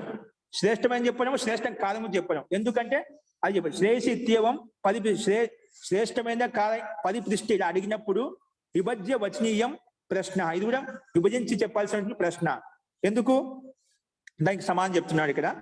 పశువును అధికృత్య శ్రేయసి, పశువుల తులన చేసినాం అనుకోండి, పశు పక్షుల దృష్టిలో ఈ మానవ జన్మ శ్రేష్టమైనది. పశు పక్షుల దృష్టిలో పోల్చుకొని చూస్తే మనిషి ఈ మానవ జన్మ శ్రేష్టమైంది. అందుకే పశువుని అధికృత్య, పశువుని అధికరించి శ్రేయసి శ్రేష్టమైంది. దేవాన్ ఋషిశ్చ అధికృత్య నాయతి, మన దేవతలను పిలుచుకున్నా ఇప్పుడు మన భగవాన్ శ్రీకృష్ణుడు దేవతలు ఏదైతే ఉన్నారో అలాగే ఋషి మహర్షులు ఏదైతే వాళ్ళ దృష్టిలో పోల్చుకుంటే మనం శ్రేష్టమైనది కాదు ఈ మానవ జన్మ. శ్రేష్టమైందా? ఋషులతో దేవతలతో పోల్చుకుని చూసినప్పుడు మనది శ్రేష్టమైనది కాదు. పశు పక్షాదుల దృష్టిలో చూసుకుంటే మన మానవ జన్మ శ్రేష్టమైంది అన్నమాట. అందుకే ఇది విభజించి చెప్పాలి సమాధానం. అందుకే పశువుని అధికృత్య శ్రేయసి శ్రేష్టత్వమైంది. దేవాన్ని ఋషిశ్చ అధికృత్య నా ఇది, దేవతల దృష్టిలో ఋషి మహర్షుల దృష్టిలో పోల్చుకొని చూసుకుంటే మన ఈ మానవ జన్మ శ్రేష్టమైంది కాదు. అంటే ఎందుకంటే దోషయుక్తమైంది. ఎందుకంటే అనితాలు ఎక్కువ, అబద్ధాలు ఎక్కువ చెప్తుంటాం, దోషాలు ఎక్కువ చేస్తూ ఉంటాం, అర్థం అన్యాయం అనేది ఉంటుంది అన్నమాట. అందుకే అలా పోల్చి చూసుకున్నప్పుడు అది భిన్నంగా సమాధానం కనిపిస్తుంది అన్నమాట మనకు. కాబట్టి ఈ రకంగా మనిషి జాతి శ్రేష్టమైందా కాదంటే ఇది కూడా విభజించి చెప్పేటువంటి ప్రశ్న. ఎందుకంటే పశువుల దృష్టిలో మనము ఈ మానవ జీవనం శ్రేష్టమైంది, దేవతలు ఋషి మహర్షుల యొక్క దృష్టిలో ఇది శ్రేష్టమైంది కాదని చెప్పి చెప్పుకున్నాం. అలాగే ఇక్కడ ఈ మొట్టమొదటి ప్రశ్నకు వస్తున్నామట. అయం తు అవచనీయ ప్రశ్న, అయం తు అవచనీయ ప్రశ్న. నువ్వు పైన అడిగదా ఈ సంసారం ఇంకా అంతం ఉంటుందా లేదా, ఈ సంసారం అనేది క్రమ సమాప్తి ఉంటుందా లేదా చెప్పావు కదా, దానికి సమానం ఇప్పుడు చెప్తున్నాడు. అయంతో అవచనీయ ప్రశ్న, ఇది నువ్వు అడిగిన ప్రశ్న అవచనీయ, ఇది కూడా అటువంటిదే అన్నమాట. సంసారో అయం అంతవా అనంతవా, ఈ సంసారో అయం అంతవాన్ అథ అనంత, ఈ సంసారం అంతువాల క్రమ సమాప్తి అంతమవుతుంది లేదా అనంతవాల అనంతకాలంగా అలాగే ఉంటుంది. దీనికి సమాధానం చెప్పారు. కుశలస్య అస్తి సంసార క్రమ పరిసమాప్తి నా ఇతరస్య. కుశలి వ్యక్తి, కుశలి యోగి ఎవరైతే ఉన్నారో మనం చెప్పుకున్నారా, ఎవరైతే క్లేశ కర్మ నివృత్తి కలిగిందో, క్లేశాలను కర్మలను నష్టం చేసుకుని దగ్ధబీజమానం చేసుకున్నారో అటువంటి వ్యక్తికి ఈ సంసారము అంతమైపోయిందన్నమాట. సంసారం అయం అంతవాన్ అథ అనంత, ఈ సంసారం అంతవాల అంటే నష్టం అయిపోతుంది కదా, అనంత కాలం ఉంటుందా? పైన చెప్పినదా క్రమ సమాప్తి నష్టం అవుతుందా, నష్టం కాదా? అంటే ఎవరికి నష్టం అవుతుంది? కుశలస్య అస్తి సంసార క్రమ సమాప్తి. కుశలి వ్యక్తి యోగి ఎవరైతే ఉన్నదో, క్లేశ కర్మాలను నివృత్తి చేసుకునేదో, నష్టం చేసుకునేదో, దగ్ధబీజమానం చేసుకునేదో అటువంటి వ్యక్తికి సంసార క్రమ పరిసమాప్తి, అటువంటి వ్యక్తికి ఈ సంసార పరిక్రమ సమాప్తి నష్టం అవుతుంది. అది లేదు, అతనికి లేదు. కుశలి వ్యక్తికి, కుశలి యోగి వ్యక్తికి లేదు. నా ఇతరస్య ఎవరైతే క్లేశ కర్మలను దగ్ధ బీజభావం చేసుకోలేదో వారికి ఈ సృష్టి క్రమం ఉంటుందన్నమాట. అది నష్టం కాదు, సృష్టి క్రమం మళ్ళీ ఉంటుందన్నమాట. ప్రళయం అయిపోయినా మళ్ళీ సృష్టి ఉత్పన్నమవుతూ ఉంటుంది. ఎవరికి? ఆ కుశలస్య ఎవరైతే క్లేశ కర్మ దగ్ధ బీజభావం చేసుకునేదో వారికి సృష్టి ఉంటుంది. ఎవరైతే యోగి క్లేశ కర్మను దగ్ధ బీజభావం చేసుకునేదో వారికి ఈ సంసార క్రమ పరిసమాప్తి అని కనిపిస్తుంది, నష్టం అవుతుంది. అందుకే ఈ సంసారం కుశలి వ్యక్తి యోగి వ్యక్తికి అంతమవుతుంది. ఎవరైతే కుశలి వ్యక్తి కాదో వాళ్ళు అనంతకాలంగా ఈ సంసారం ముక్తి కలిగించేందుకు ఈ సంసార చక్రం అనేది అనంతకాలం వరకు అతనికి కనిపిస్తూనే ఉంటుంది అని దీనికి సమానం చెప్పారు. అందుకే కుశలస్య అస్తి సంసార క్రమ పరిసమాప్తి నా ఇతరస్య ఇతర వ్యక్తికి ఉండదు, అతనికి ఈ సంసార క్రమ సమాప్తి ఉంటుందన్నమాట, నష్టం కాదు. నా ఇతరస్య అన్యతర అవధారణ దోష. మనం ఈ రకంగా వేరే విధంగా దాన్ని తీసుకునే నష్టం ఉందా, నష్టం అయిపోతుంది చెప్తున్నాం అనుకోండి, అది తాత్కాలిక నష్టం అవుతుంది, మళ్ళీ ప్రళయం తర్వాత మళ్ళీ సృష్టి ఉత్పన్నం అవుతుందన్నమాట. అందుకే అన్యత అవధారణ దోష, వేరే విధంగా నిశ్చయించుకున్నామంటే దోషం వస్తుంది. కాబట్టి తస్మాత్ వ్యాకరణీయ ఏవ అయం ప్రశ్న ఇది. వ్యాకరణ విభజించే దీనికి సమానం చెప్పాలి. తస్మాత్ వ్యాకరణీయ ఏవ అయం ప్రశ్న ఇది. ఇప్పుడు పైన చెప్పిన కదా, వర్తమానస్య అస్తివా క్రమ సమాప్తి నావా ఇది. ఈ వర్తమాన సృష్టిక క్రమ సమాప్తి ఉంటుందా లేదా నష్టమవుతుందా? ఈ సంవత్సరం అంతమైందా లేదా అనంతమైందా? దానికి సమాధానంగా ఇది కూడా విభజించి చెప్పాలి. కుశలి వ్యక్తికి ఈ సంసారం ఉంటుంది, కుశలి యోగి పురుషులు ఎవరైతే కాదు నష్టం చేయదో వాళ్ళకి, కుశలి వ్యక్తికి ఈ సంసారం నష్టం అవుతుంది, కుశలి వ్యక్తి ఎవరైతే కాదో ఈ సంసారం నష్టం కాదంటే ఈ బ్రహ్మాండం ఉంటుంది అని దీనికి సమాధానం చెప్పారు. అస్తు, ఇప్పుడు స్పష్టమైంది అనుకుంటాను. ఇందులో ఏదైనా సందేహం ఉందండి? ఇక్కడ రెండో భాగంలో వ్యాస భాషంలో కేవలం ఈ సంసారముకి అస్తిత్వం క్రమ సమాప్తి ఉంటుందా, ఇప్పుడు ఈ పంచభూతాలు ఈ శరీరం పిండి ఇవన్నీ అయితే మనకి బ్రహ్మాండం కనిపిస్తుంది, ప్రత్యక్షం కనిపిస్తుందో ఇది నష్టమవుతుందా అలాగే ఉంటుందా అంటే దీన్ని ఒకే మాట చెప్పలేవండి, దీన్ని విభజించి చెప్పాలి. ఏ రకంగా అంటే దానికి కొన్ని ప్రశ్నలు ఏకాంత వచనీయ, ఏకాంతంలో ఒకే వచనంలో సమానం చెప్పొచ్చు, కొన్ని విభజ్య వచనీయం అంటే విభజించి చెప్పాల్సి వస్తుంది. ఎలాగంటే ఒకటి ఉదాహరణ చెప్పా అంటే చనిపోయిన వాళ్ళందరూ పుడతారు, పుట్టిన వాళ్ళని చనిపోతారు. మొట్టమొదటి ప్రశ్న పుట్టిన వాళ్ళని చనిపోతారు అని చెప్పాం. కాబట్టి పుట్టిన జన్మ వచ్చి ఖచ్చితంగా చనిపోవాల్సిందే వాళ్ళు, ఎందుకంటే ముక్తి కోసమైనా చనిపోవాల్సి వస్తామన్నమాట. ఆయన చనిపోయిన తర్వాత ముక్తి కలుగుతున్నమాట. అందుకే పుట్టిన వాళ్ళని చనిపోతారు, అది ఒకే మాటలో ఒకే వచనంలో సమానం చెప్పేశాం. కానీ మరి రెండో ప్రశ్న ఏంటి? చనిపోయిన వాళ్ళంతా మళ్ళీ పుడతారా, అవునా కాదా? చనిపోయిన వాళ్ళందరూ పుడతారా, దానికి సమానం చేయండి, విభజించి చెప్పాలి. చనిపోయిన వాళ్ళందరూ పుట్టరు, ఎవరు పుట్టరు, దానికి సమానం ఈ రకంగా చెప్పుకుంటూ వచ్చారు. ఎవరికైతే క్లేశకరమైన దగ్ధబీజం అయిపోయో వాళ్ళు మళ్ళీ జన్మ అంటూ వాళ్ళకి ఉండదు, ఎవరికి దగ్ధబీజం కాలేదో వాళ్ళకి మళ్ళీ జన్మ ఉంటుంది, వాళ్ళు పుడతారు. అట్లా దీన్ని విభజించి చెప్పాలి. అలాగే నేను చెప్పిన పైన ప్రశ్నకు సమాధానం కూడా ఈ సంసారం ఎవరికి ఉంటుంది, ఎవరికి ఉంటుంది అంటే ఎవరైతే క్లేశాలను దగ్ధం చేసుకునేదో వాళ్ళకి ఈ సంసార క్రమ సమాప్తి నష్టం అవుతుంది, చేసుకోలేదో ఈ సంసార క్రమం అనేది వాళ్ళకి కనిపిస్తూ ఉంటుంది. వాళ్ళకి ఎల్లప్పుడూ ఇది ఈ బ్రహ్మాండ స్థితి అనేది వాళ్ళకి ఉంటుంది. ఈ బ్రహ్మాండంలో వచ్చేసి వారు మళ్ళీ ముక్తి వైపు వెళ్ళాలి అని చెప్పి ఇక్కడ మనకు ఈ వ్యాస భాష ద్వారా స్పష్టం చేసుకున్నామండి. అస్తు, ఇందులో ఏదైనా సందేహం చెప్పండి. ఏదైనా సందేహం ఉందండి? ఓకే, ఇప్పుడు చూడండి అంతిమ ప్రశ్న చూడండి. ఇప్పుడు ఇలా చేశాము, ఈ స్థితి కలిగింది. లాస్ట్ లో అవతనికి ఏం చెప్పారంటే లాస్ట్ క్వశ్చన్ చూడండి.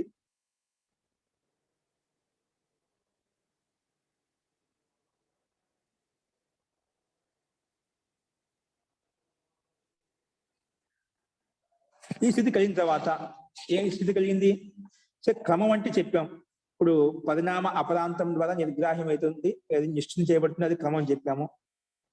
అది కూటస్థ నితిత, పరిణామ నితిత ప్రకారం 2 రకాలు చెప్పుకున్నాము. చెప్పిన తర్వాత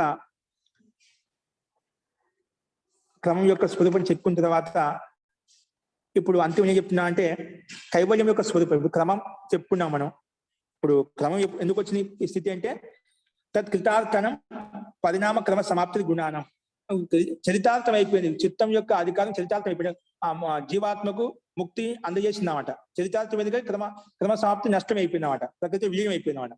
అటువంటి స్థితిలో క్రమం అంటే చెప్పుకున్నామట, ఇది పరిణామ నిత్యత, కూటస్థ నిత్య 2 రకాలుగా ఉంటుందని చెప్పి చెప్పుకున్న క్రమం ఈ రకంగా మార్పు చెందుతాయి. అవి నష్టమవుతాయి.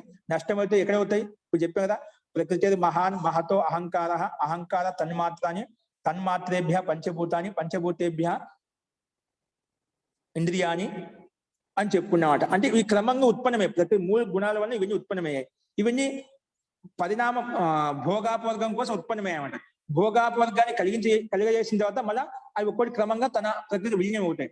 తన్మాత్రలు పంచభూతాలు ఏవైతే ఉన్నాయో పంచభూతాలు అంటున్నాయి, ఇంద్రియాలు, కర్మేంద్రియాలు, మనసు ఏవైతే ఉన్నాయో అహంకారం విలీనమైపోతాయి. ఈ పంచభూతాలు ఏవైతే కనిపిస్తున్నాయో అవి తన్మాత్రలలో విలీనమైపోతాయి. ఈ తన్మాత్రలు ఇవన్నీ కూడా అహంకారంలో విలీనమైపోతాయి. అహంకారం నుంచి మళ్ళీ మహాతత్వంలో, మళ్ళీ ప్రకృతిలో, అలా క్రమం ఏ క్రమంలో ఉత్పన్నమయ్యో అదే క్రమంలో తన ప్రకృతిలో విలీనమైపోతాయి. అదే విషయం చెప్తున్నా ఇక్కడ చూడండి. అవతరణిక గుణాధికార క్రమ సమాప్తో కైవల్యముక్తం. గుణాధికార క్రమం సమాప్తో. గుణాధికారం అంటే గుణాల యొక్క అధికారం సమాప్తమైనప్పుడు, గుణాధికార క్రమ సమాప్తో, క్రమం సమాప్తమైనప్పుడు ఏముంటుంది? కైవల్యముక్త. ఆ స్థితిలో కైవల్య స్థితి కలుగుతుంది. కైవల్య స్థితి కేవల్య భావం కలుగుతుంది. అంటే ఆత్మ తన స్వరూపంలో విలీనమైపోతుంది. తత్ స్వరూపం దాని యొక్క స్వరూపాన్ని ఇక్కడ మనం చెప్పుకుంటున్నాం అన్నమాట. తత్ స్వరూపం అవధార్యతే. ఆ స్వరూపం ఎలా ఉంటుంది? ఇది నిశ్చయంగా మనం ఇప్పుడు చెప్పుకుంటున్నాం సూత్రం ద్వారా, మహర్షి పతంజలి సూత్రం ద్వారా. గుణాధికార క్రమ సమాప్తం. గుణాల యొక్క అధికారం క్రమ సమాప్తమైనప్పుడు కైవల్యం కలుగుతుంది. దాని యొక్క స్వరూపం ఎలా ఉంటుంది? తత్ స్వరూపం అవధార్యత. దాని యొక్క స్వరూపం ఇక్కడ కింద మహర్షి పతంజలి చెప్పారు. ఏం చెప్పారు? పురుషార్థ శూన్యానాం గుణానాం ప్రతిప్రసవ కైవల్యం. పురుషార్థ శూన్యానాం గుణానాం ప్రతిప్రసవ కైవల్యం. స్వరూప ప్రతిష్టావా చితి శక్తిరితి. ఏం చెప్పారు ఇక్కడ? పురుషార్థ శూన్యానం గుణానం అంటే ఏ గుణాలకైతే సత్వగుణం, రజోగుణం, తమగుణం ద్వారా ఏవైతే తత్వాలు ఏర్పడి, బుద్ధితత్వం, చిత్తం ఏర్పడిందో వాటి యొక్క పురుషార్థ శూన్యం అయిపోయామట. పురుషార్థం అంటే ఏదైనా కర్మలు ఉంటేనా, క్లేశ కర్మలు ఉంటే దానికి ఏదైనా పురుషార్థం జరుగుతుందన్నమాట. నష్టం చేయడం కోసం ప్రయత్నం జరుగుతూ ఉంటున్నమాట. పురుషార్థ శూన్యానం గుణానం. ఆ గుణాల యొక్క పురుషార్థ శూన్యమైనప్పుడు ప్రతిప్రసవ అంటే ప్రతిప్రసవ అంటే అతని ప్రకృతిని విలీనమైపోయాయి. పురుషార్థ శూన్యానం గుణానం ప్రతిప్రసవ, తన ప్రకృతిలో విలీనమైపోయాయి. చెప్పాం కదా ఇప్పుడు అన్ని ఏ క్రమంలో అయితే ప్రకృతి వల్ల మహాతత్వం ఇవన్నీ ఏర్పడ్డాయో అదే క్రమంలో తన మళ్ళీ విలీనమైపోయామట. ప్రతిప్రసవ. అప్పుడు ఎలా ఉంటుంది? ప్రతిప్రసవ అయినప్పుడు గుణాలు తన ప్రకృతిలో విలీనమైనప్పుడు కైవల్యం. అప్పుడు కైవల్య స్థితిలో ఉంటుంది. జీవాత్మ ఎలా ఉంటుంది? కైవల్య స్వరూపంలో ఉంటుంది, కేవల్య స్వరూపంలో ఉంటుంది, తన ఆత్మ స్వరూపంలో ఉంటుంది. దానికి కేవల్య భావ అని చెప్పాం. ఈ స్థితిని పొందే శంకరాచార్య అహం బ్రహ్మాస్మి అని చెప్పాడు. ఈ స్థితిని పొందినప్పుడు ఆత్మలో ఓతప్రోతమై ఉంటాడు కాబట్టి అహం బ్రహ్మాస్మి అని చెప్పి ఆ రకంగా కైవల్య కేవల్య భావం తన ఆత్మస్వరూపంలో విలీనమైపోయామట. సమాధి స్థితిలో ఆ స్థితి ఉంటుందన్నమాట. కైవల్యం స్వరూప ప్రతిష్ట వాయితి. లేదా దీన్ని ఇంకో రకం చెప్పంటే తన స్వరూపంలో ప్రతిష్ఠితుడవుతాడు. ఆ జీవాత్మ తన ఆత్మస్వరూపంలో లీనమైపోతాడు. మా ప్రారంభంలో చెప్పుకున్నాం. తదా ద్రష్టు స్వరూపే అవస్థానం. తదా ద్రష్టు ఎప్పుడు? యోగ చిత్త వృత్తి నిరోధ. చిత్తంలో ఉండేటువంటి వృత్తులను పూర్తిగా నిరోధించినప్పుడు, నష్టం చేసినప్పుడు అప్పుడు చిత్తం యొక్క స్వరూపం ఎలా ఉంటుంది? తదా ద్రష్టు స్వరూపే అవస్థానం. ఆత్మ యొక్క స్వరూపం పూర్తిగా విలీనమైపోతుంది. చిత్తంలో ఉన్నటువంటి యోగ చిత్త వృత్తి నిరోధ అని చెప్పాం. యోగం అంటే చిత్తంలో ఉండేటువంటి వృత్తిని పూర్తిగా నిరోధించినప్పుడు, నష్టం చేసినప్పుడు ఏమవుతుంది? అప్పుడు ఆత్మ యొక్క స్వరూపే అవస్థానం. తదా ద్రష్టు జీవాత్మ యొక్క తన స్వరూపంలో విలీనమైపోతుంది చెప్పి ప్రారంభం చెప్పుకున్నాం. ఆ స్థితి ఇక్కడ కైవల్యంలో కలుగుతుంది. అదే దీన్నే కైవల్యం అంట. అటువంటి స్థితి ఏదైతే ఉందో దాన్ని కైవల్యం చెప్పాం. స్వరూప ప్రతిష్టావా ఏంటి? చితి శక్తి రీతి. చితి శక్తి అంటే జీవాత్మ శక్తి తన స్వరూపంలో, ఆత్మస్వరూపంలో విలీనమైపోతుంది. దీన్నే కైవల్యం అంటాము అని చెప్పి మహర్షి పతంజలి చెప్పారు. అదే విషయాన్ని కింద కూడా చెప్తున్నారు. చూడండి, చిన్నగా ఉంది, సంక్షేపంగా చూడండి. కృత భోగాపవర్గానాం పురుషార్థ శూన్యానాం యః ప్రతిప్రసవ కార్యకారణాత్మకానాం గుణానాం తత్ కైవల్యం. కృత భోగ అపవర్గానం. కృత ఏంటివి? భోగాపవర్గాన్ని కృతం చేసే సంపన్నం చేసాయంట, సిద్ధింపజేసాయి. ఎవరికి? జీవాత్మకు. అది కృత భోగ అపవర్గానం పురుషార్థ శూన్యానం. ఇంకా పురుషార్థ శూన్యం అయిపోయింది. పురుషార్థ చేయాల్సిన అవసరం లేదు గుణాలకి. అటువంటి యః ప్రతిప్రసవ కార్యకారణ గుణాత్మకానం గుణం. ఏవైతే గుణాలు ఉన్నాయో అవి కార్యకారణాత్మక గుణానం ప్రతిప్రసవ. కారణం ఉంటే కార్యం ఉంటుందండి. ఆ కార్యమే పూర్తిగా విలీనమైనప్పుడు అంటే సిద్ధింపజేసినప్పుడు, జీవాత్మకు మోక్షాన్ని సిద్ధింపజేసినప్పుడు అది కార్యకారణ సామర్థ్యం ఏదైతే ఉందో కార్యకారణాత్మకానం ప్రతి ప్రసవ, అది తన ప్రకృతి విలీనం అయిపోతాయి. ఎందుకు? గుణాల యొక్క అధికారం సమాప్తం అయిపోయిందన్నమాట. పురుషార్థ శూన్యానం కార్య కారణాత్మకాన గుణానం ప్రతి ప్రసవ. ప్రతి ప్రసవ అంటే తన ప్రకృతి విలీనం అయిపోయాయి. ఎందుకంటే పురుషార్థం చేయడానికి ఆ చిత్తానికి బుద్ధికి ఏమి లేవు అనమాట. అవి పూర్తిగా దగ్ధభం చేసేసి నష్టం చేసేసుకున్నాం కాబట్టి అవి కార్య కారణాత్మకమైన స్వరూపం అవుతున్న గుణాల యొక్క స్వరూపం అవి ప్రతి ప్రసవం అయిపోయాయి, అంటే విలీనం అయిపోయాయి. ఎక్కడ? తన ప్రకృతిలో విలీనం అయిపోయాయి. సత్వగుణము, రజోగుణము, తమగుణంలో ఈ బుద్ధి, చిత్త, అహంకారాలు ఏవైతే ఉన్నాయో తన ప్రకృతిలో విలీనం అయిపోయాయి. అందుకే దాన్నే అలా విలీనం కావడం ఏమంటాం? తత్ కైవల్యం. దాన్ని కైవల్య స్థితి అంటాము. లేదా స్వరూప ప్రతిష్ట, లేదా ఆత్మ తన స్వరూపంలో ప్రతిష్ఠితం అయిపోయింది, లీనమైపోయింది. ఆత్మ కేవలం స్వరూపం లీనమైపోయింది. మళ్ళీ పునః మళ్ళీ బుద్ధి సత్వ అనభిసంబద్ధాత్, బుద్ధి సత్వాలతోటి గుణాలతో అభిసంబద్ధ కాకుండా అనభిసంబద్ధాత్ పురుషస్య చితిశక్తిరేవ కేవల. అప్పుడు ఆ మళ్ళీ బుద్ధి సత్వాది గుణాలతో అభిసంబద్ధం కాకుండా అనభిసంబద్ధాత్ అని చెప్పామట. అనభిసంబద్ధాత్ పురుషస్య చితిశక్తిరేవ కేవల. అప్పుడు అది చిత్తాది గుణాలతో సంబద్ధం కాకుండా తన ఆత్మస్వరూపంలో కేవలి భావంతో లీనమై ఉంటుంది. దాన్నే తస్యాహ సదా తథా ఏవ అవస్థానం కైవల్యమితి. అటువంటి స్థితి, కేవల స్థితి ఏదైతే ఉందో, తస్యాహ అంటే జీవాత్మ యొక్క సదా ఎల్లప్పుడు, తథా ఏవ అవస్థానం అదే రూపంలో తన ఆత్మస్వరూపంలో లీనమై ఉండటనే అవస్థితమై కావడాన్ని కైవల్యమితి ఉక్తం, కైవల్యమితి అని చెప్పారు. ఓకేనా? పురుషస్య పురుషస్య అంటే చితి శక్తిదేవ, అదే విషయాన్ని వేరే రకంగా చెప్పారట. ఎప్పుడు? మళ్ళీ బుద్ధి సత్వ బుద్ధితోటి సత్వ గుణాలతోటి అభిసంబంధం కాదు కాబట్టి చితిశక్తిదేవ, చితిశక్తి మాత్రం కేవలం యుక్తమై ఉంటుంది. చితిశక్తిదేవ కేవలం ఆత్మస్వరూపం లీనమై ఉంటుంది. కాబట్టి తస్య అంటే జీవాత్మన, తస్యాహ తదా తథైవ అవస్థానం, అలాగే ఆత్మస్వరూపంలో స్వరూప ప్రతిష్ట అని చెప్పేదా ఆత్మస్వరూపంలో స్థితమై ఉంటుంది. దాన్నే కైవల్యం ఇది అని మనం వ్యాస భాషను కూడా చెప్పుకున్నాం. ఈ రకంగా ఈ వ్యాస భాషను కూడా మనం కంప్లీట్ చేసుకున్నామండి. అందుకే ఈ రకంగా ఇది చతుర్థ కైవల్య పాద. ఈ కైవల్య పాదం కూడా మనకి ఇక్కడ అయిపోయింది. సో ఈ గుణాలన్నీ నష్టం చేసుకున్నప్పుడు ఆ గుణాలు కూడా అక్కడ ఉండవు, అక్కడ ఉండటానికి ఇష్టపడవు, వెంకమడే తన ప్రకృతి విలీనం అయిపోతాయి. కార్యం సంపన్నం అయిపోయిన తర్వాత ఆత్మ కూడా తన స్వరూపంలో విలీనమై, ఆత్మ పరమాత్మ యొక్క స్వరూపం విలీనమై ఆత్మానందాన్ని పొందుతూ ఉంది, మోక్ష స్థితిలో కలిగి ఉందన్నమాట. ఇది ఈ స్థితి కలుగుతుందని చెప్పి మనం చెప్పుకున్నామండి. అస్తు, ఇది ఈ స్థితి కైవల్య స్థితికి వచ్చాం. ఈ కైవల్య స్థితి ఎంతవరకు ఉంటుందండి? ఈ కైవల్య స్థితి చెప్పాము. ఇప్పుడు కైవల్య స్థితి మనకు కలిగింది, ఇప్పుడు మళ్ళీ జన్మ ఉండని చెప్పుకున్నాం. కైవల్య స్థితి మోక్షంగా జన్మ ఉండదు. కానీ ఈ కైవల్య స్థితి ఎంతవరకు అంటే ఇది మీరు నోట్ చేసుకోవచ్చు కావాలంటే.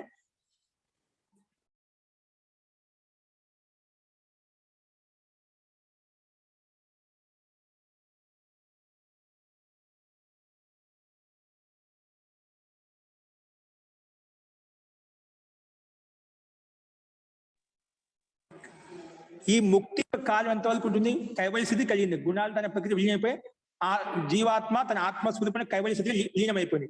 ఈ కైవల్య స్థితి ఎంతవరకు ఉంటుంది అంటే ఏం చెప్పాను? ఈ కైవల్య స్థితి ఎంతవరకు ఉంటుంది?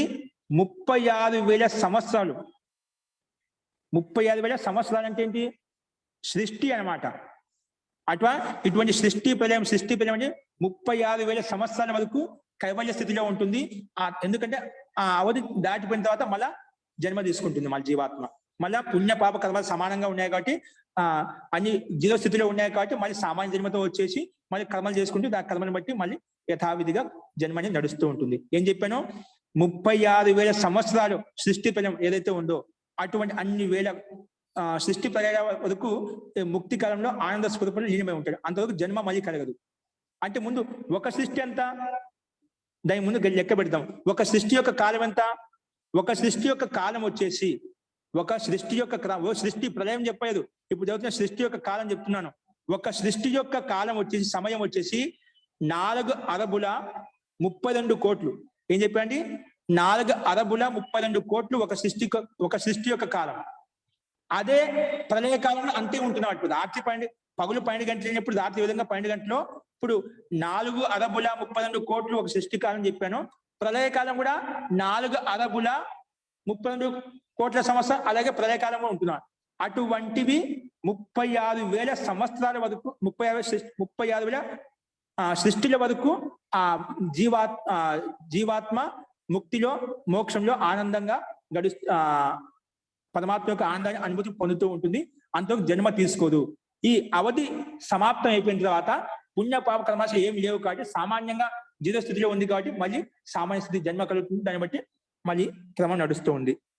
ప్రస్తుతం ఈ రకంగా అయిపోయింది. ఒక సృష్టి ఒక ప్రళయం యొక్క కాలం అయిపోతుంది. రెండు మనం కలిపితే 8 అరబుల 64 కోట్ల వర్షంలో అయిపోయిందండి. ఒక సృష్టి ఒక ప్రళయ కాలం యొక్క సమయం అంతా 8 అరబుల 64 కోట్ల వర్షములు అయిపోయింది అన్నమాట. ఇది ఒకసారి సృష్టి ప్రళయం యొక్క కాలగణన. అటువంటివి ఎన్ని 6 అరబుల 64 కోట్ల వర్షములు ఒక సృష్టి ప్రళయం కాలం యొక్క స్థితి చెప్పాను. అటువంటివి 36,000 ఈ సృష్టిలో వరకు అప్పుడు ముక్తి కాలంలో మోక్ష కాలంలో అక్కడ ముక్తి ఆనందాన్ని పొందుతూ జీవాత్మ తన ఆత్మస్వరూపంలో విలీనమై ఉంటుంది. పరమాత్మ యొక్క స్వరూపంలో విలీనమై ఆత్మానందాన్ని పొందుతూ ఉంటుంది. స్వచ్ఛందంగా విహరిస్తూ ఉంటుంది. పూర్తిగా బ్రహ్మాండంలో విహరిస్తూ ఉంటుంది. ముల్లోకాల్లో విహరిస్తూ ఉంటుంది అన్నమాట. ఇది ఈ స్థితి అన్నమాట. ఈ రకంగా మనం లెక్క పెట్టామంటే ఎన్ని అవుతుందండి? ఆ ముక్తి కాలం ఎంత అయిపోయింది? ఇప్పుడు 35,000 అని చెప్పిన 35,000ను దాన్ని గుణ చేయండి. ఎంతటితో? 8 అరబుల 44 కోట్లతో గుణ చేస్తే ఎంత అవుతుంది? ఈ 36,000 సంవత్సరాలను ఒక సృష్టి ప్రళయం యొక్క సమయం ఎంత చెప్పాను? 8 అరబుల 64 కోట్లు చెప్పాను. వాటి గుణ చేస్తే ఏమవుతుంది? 31 నీలముల 10 కరబుల 40 అరబుల వర్షముల వరకు ముక్తిలో జీవాత్మ ఆత్మానందాన్ని పొందుతూ ఉంటుంది. పరమాత్మ యొక్క ఆనందాన్ని పొందుతూ ఉంటుంది. స్వచ్ఛందంగా విధిస్తుంటుంది. అంతవరకు మళ్ళీ జన్మ ఉండదు. మళ్ళీ ఆ అవధి పూర్తి అయిపోయిన తర్వాత మళ్ళీ పాప పుణ్యాలు సమానం ఏం లేవు కాబట్టి ఇప్పుడు పాపాల్లో పుణ్యాలు ఏం లేవు, సామాన్యంగా ఉంది కాబట్టి మళ్ళీ సామాన్య ప్రకారంగా భగవంతుడు ఆ జన్మిస్తాడు. జన్మ బట్టి మళ్ళీ కర్మను బట్టి ఎలాగా గతి అయితే ఉంటుందో అలాగా గతి నడుస్తూ ఉంటుంది. కాబట్టి ఇంతవరకు దీనికి ముక్తికి కాలావధి అట్లా ఋషి సిద్ధపురుషులు కొంచెం చెప్పారు కాబట్టి ప్రామాణికంగా మనకు ఒక ఋషి యొక్క కథనానుసారంగా మనకు, ఎందుకంటే కొన్ని చోట్ల మనకు ప్రత్యక్ష కథనం ఉంది వేదాల్లో కూడా. ఇది సందేహాత్మకమైనది కావచ్చు. కాబట్టి ఏదో ఒకటి మన సిద్ధాంతం ఒకటి ఉంటుంది, సత్య సిద్ధాంతం ఒకటి ఉంటుంది అన్నమాట.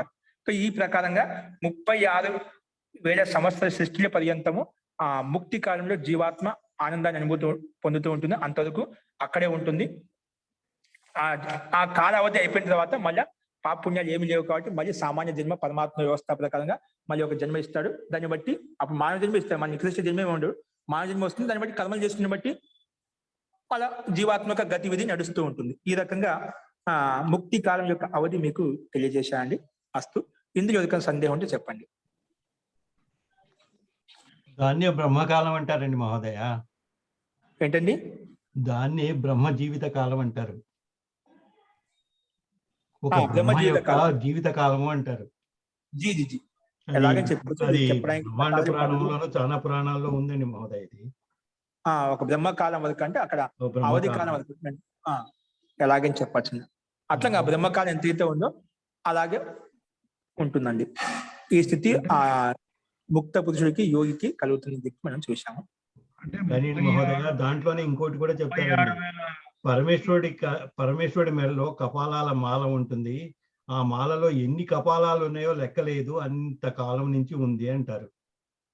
పరమేశ్వరుడికి మాల ఏం లేవండి అటువంటి లేదండి. ఇది విషయం చెప్పాను.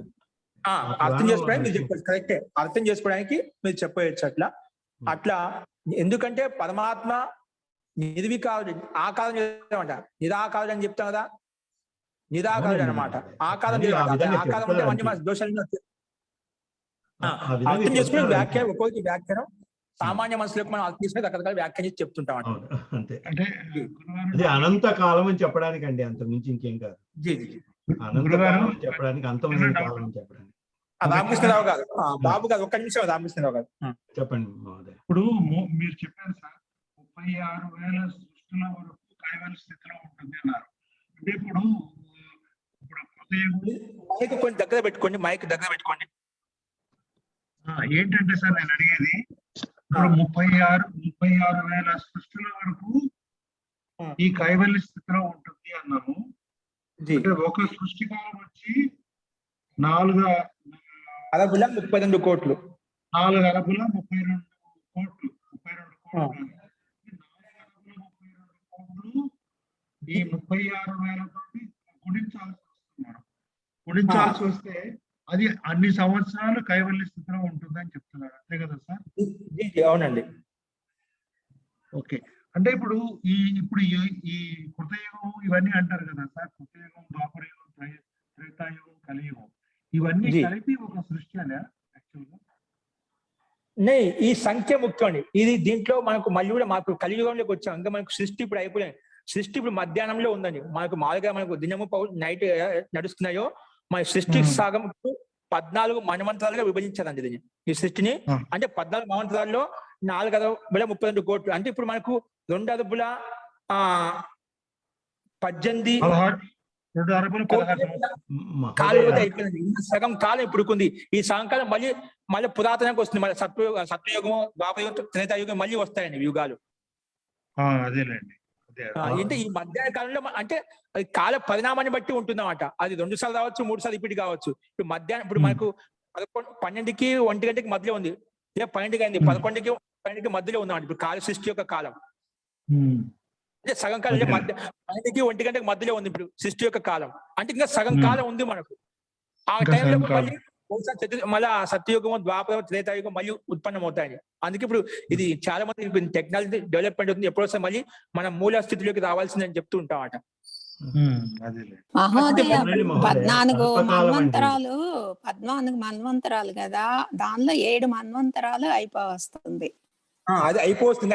ఇంకా 7 మన్వంతరాలు ఉన్నాయి. ఇంకా 7 మన్వంతరాలు అయితే గాని ప్రళయము రాదు. అందుకే మధ్యాహ్నం వరకు మనకు స్థితి కలిగిందని చెప్తున్నాయి. సృష్టి యొక్క మధ్యాహ్నం అయిపోయింది. ఇంకా మధ్యాహ్నం కాలం అంటే 7 మన్వంతరాలు ఇంకా ఉంది. ఇప్పుడు 7 మన్వంతరాలు. మహోదయ, ఒక కల్పకాలం అని అంటారండి. బాబు గారు అడిగిన దాని సమయాన్ని బట్టి ఒక కల్పం అంటారు. ఒక యుగం అంటే 43,20,000 అంటారండి. అది అలాంటి ఒక 1000ని 14 మన్వంతరాలని కూడా అంటారు. అది కల్పకాలం. దానితో అది ఒక రోజు బ్రహ్మకు, దానికి 2 అంటే 2 కల్పకాలాలు. అందుకే 8,64,000 అని చెప్పడం అందుకేను 8,64,000,000 years అని. ఆ తర్వాత అలాంటి 36,000 రోజులు గడుస్తాయి బ్రహ్మకు. అప్పుడు బ్రహ్మ కాలం అంతం అవుతుందని ఆ పుస్తకంలో ఉందండి. దానికి వ్యాఖ్యానం చెప్పడానికి రకరకాల ప్రయోగాలు చేసి చెప్తూ ఉంటారు. ఆ తర్వాత అలాంటి బ్రహ్మలు ఎంతమందో వచ్చి వెళ్ళిపోయారు, అందువల్ల ఇది అనంత కాలం అని చెప్తారు. పదార్థాలు అనంతంగా ఉంటాయన్నమాట. ఆత్మతత్వము, పరమాత్మము, ఈ ప్రకృతిత్వం అనంతంగా ఉంటాయి. అనంతకాలం నుంచి ఉన్నాయి, అనంతకాలం వరకు ఉంటాయి. ఈ అనంతకాలంలో ఈ ఏవైతే సృష్టి వదుకుంటూ సృష్టి అంతమవుతుందా కాదని చెప్పిన ప్రశ్న కలిగింది కదా ముందు ప్రశ్నలో, వ్యాస భాషలో. ఎవరైతే పురుషులు క్లేశకర్మను నష్టం చేస్తున్నా వాళ్ళకి అంతమైపోతుంది, సృష్టి అంతమైపోతుంది. ఎంతవరకు? ఈ 36 సహస్రముల వర్షంల వరకు, సృష్టి వర్షంల వరకు అంతమవుతుందన్నమాట. మళ్ళీ అవధి సమాప్తిగానే మళ్ళీ జన్మ ఉంటుందన్నమాట. అంతవరకు అంతమవుతుందన్నమాట సృష్టి. ఎవరికైతే ఈ కేశకం నష్టం కాలేదో వాళ్ళకి మరి ఈ సంసారం నడుస్తూనే ఉంటుంది అన్నమాట. దీనికి రకరకాల వ్యాఖ్యానం చేసిన మూలతత్వం అయితే ఇది మనకు ఒకటి ముఖ్య సంఖ్య చెప్పామండి, ఇంత ఉంటుందన్నమాట. దాంట్లో మళ్ళీ సత్వయుగానికి ఇంత అని చెప్పి, ద్వాపర యుగానికి ఇంత, త్రేతాయుగానికి కాలగణం భిన్నంగా ఉంది, కలియుగానికి ఇంత అని చెప్పి చెప్పిన కాలగమనం అర్థమైందండి మహోదయ. ఇప్పుడు మీరు అంటున్నారా అనుకునేవాళ్ళం, కానీ ఇప్పుడు అర్థమైంది కాస్త. మొత్తానికి ఈ రకంగా ఉంటుంది కాలగణన ఆ ముక్తి నుంచి. ఎందుకంటే సీమిత కర్మాల యొక్క కర్మకు సీమితంగానే ఫలితం ఉంటుందండి. ఇక సీమాయుతంగా లేని కొంచెం ఎక్కువ చేసుకుంటే, అందుకే ఎక్కువ ఇన్ని వేల సృష్టి. ఇంతవరకు ముక్తిలో ఆ మోక్షానంలో ఉంటే తక్కువ అండి ఇన్ని వేల సృష్టి అంటే. ఇప్పుడు దీంట్లో మనం ఎన్నో కోట్ల జన్మలు, వేల జన్మలు తీసుకొని మనం పుడుతున్నాం చనిపోతున్నాం అండి వాసన రూప సంస్కారం వల్ల. అంతవరకు అన్ని వేల సృష్టి అంటే చిన్న విషయమా? అది దీర్ఘకాలంగా ఉంటుంది కాబట్టి దాని గురించి అంత ఆలోచించదు, అనంతం అని చెప్పి దాన్ని అక్కడ అట్లా వ్యాఖ్యానించుకుంటాం. అర్థమైందండి, అర్థమైంది. మనం ఊహించలేనంత కాలం ఉంది. చిన్న విషయం చెప్పండి.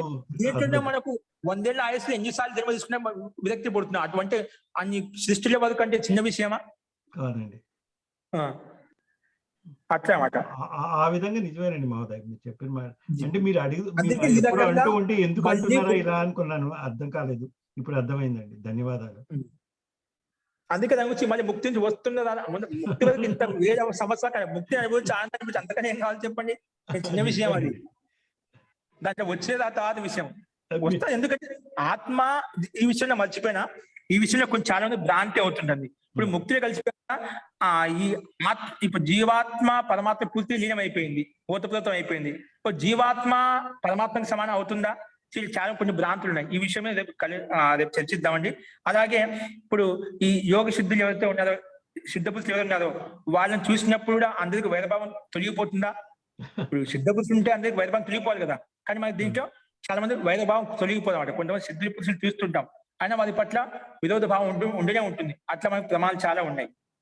అటువంటి యోగ విషయంలో ఏవైతే భ్రాంతి విషయమైన చర్చలు ఏవైతే ఉన్నాయో వాటిని మనం ఎటువంటి ప్రశ్నకి ఎటువంటి సమాధానం చెప్పాలి నేను చెప్తాను. అదేవిధంగా హస్తరేఖలు చూసి మృత్యుని చెప్తూ ఉంటాం. ఇప్పుడు జన్మకుండా చెప్తుంటారా, అది వాస్తవమా కాదా? అసలు యోగ సిద్ధులు ఉన్నాయా లేవా, అసలు తర్కం ఉందా లేదా, ఆత్మ పరమాత్మ విషయంలో సాక్షాత్కార విషయంలో ఏంటి, విని చాలా భ్రాంతియుక్తమైన కొన్ని ప్రశ్నలు ఉన్నాయి. ఆ ప్రశ్నలకు సమాధానం మనం రేపు చెప్తామండి. ఎటువంటి భ్రాంతి, సమాధి విషయంలో భ్రాంతి, అసలు స్త్రీలు ముక్తికి అధికారులు అవుతారా లేదా, స్త్రీ ముక్తిని పొందాలి అంటే, మోక్షం పొందాలి అంటే మళ్ళీ ఆ స్త్రీ మళ్ళీ పురుష జన్మలో సాధ్యమవుతుందా, స్త్రీ జన్మలో సాధ్యమవుతుందా లేదా, ఏంటి స్త్రీ? అది చాలా మంది చెప్తున్నా స్త్రీలు వేదాలను చదవకూడదు, శాస్త్రం చదవకూడదు అని చెప్తూ ఉంటారు. ముక్తికి అధికారిని కాదు స్త్రీ అని చెప్తుంటారు. అట్లా కొన్ని మత భేదాలు ఉన్నాయన్నమాట. అటువంటి విషయాల మీద రేపు మనం చర్చిద్దామండి. ఓకేనా? ఇట్లా చాలా ఉన్నాయి, కొన్ని ప్రశ్నలు ఉన్నాయి. ఆ ప్రశ్నలు ఇవన్నీ చాలా మంది ఈ యోగ విషయంలో వచ్చేటువంటి భ్రాంతి జనకమైన విషయాలు అనమాట. ఈ భ్రాంతి జనకమైన విషయాల మీద మనం రేపు చర్చిద్దామండి. సో ఈ రకంగా మనము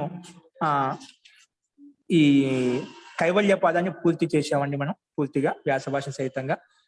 రేపు ఇది ఒకసారి మళ్ళీ ఇది అయిపోయిన తర్వాత ప్రారంభం నుంచి ఒకసారి కైవల్య పదం సంక్షేపంగా మన సూత్ర రూపంలో సారాంశం, ఈ సూత్రం ఏమంటుంది, ఈ సూత్రం ఏం చేసింది, అట్లా సంక్షేపంగా గుర్తు పెట్టుకోవడం కోసం సంక్షేపంగా మళ్ళీ ఒకసారి చెప్పుకుంటే ఏమవుతుంది, అదే విషయాన్ని మళ్ళీ వింటేనా మీకు ఏ బిందు గుర్తు పెట్టుకోవాలని మీకు తెలుస్తుంది. కాబట్టి రేపు సంక్షేపంగా మనము కైవల్య పాదాన్ని మొత్తం చెప్పుకున్నాం. ఎందుకు 33 సూత్రాలే కదా అవుతుంది, అది చెప్పుకున్నాం. తర్వాత ఈ భ్రాంతి విషయం జనాలు చాలా మీకు రోచకంగా ఉంటాయి. ఇవి ఎందుకు యోగ విషయంలో వింటూ ఉంటామట. వీటన్నిటికి సమాధానం దీంట్లో చాలా రోచకంగా ఒక విద్వాంసుడు పండితుడు దానికి తర్కయుక్తమైన సమాధానం చెప్పామట. అవి కూడా తెలుసుకోవాలి మనము. కాబట్టి వాటిని కూడా రేపు చర్చిద్దామండి. అస్తు, ధన్యవాదాలు. అవి కూడా చెప్పాలి మీరు. చాలా మంచి విషయాలు మాట్లాడుతున్నారు, చాలా బాగుంది. కానీ పూర్తిగా కంప్లీట్ చేసి చెప్పండి ప్రభాకర్ గారు. एकं विषयं प्रतिपादितुम् इच्छामि.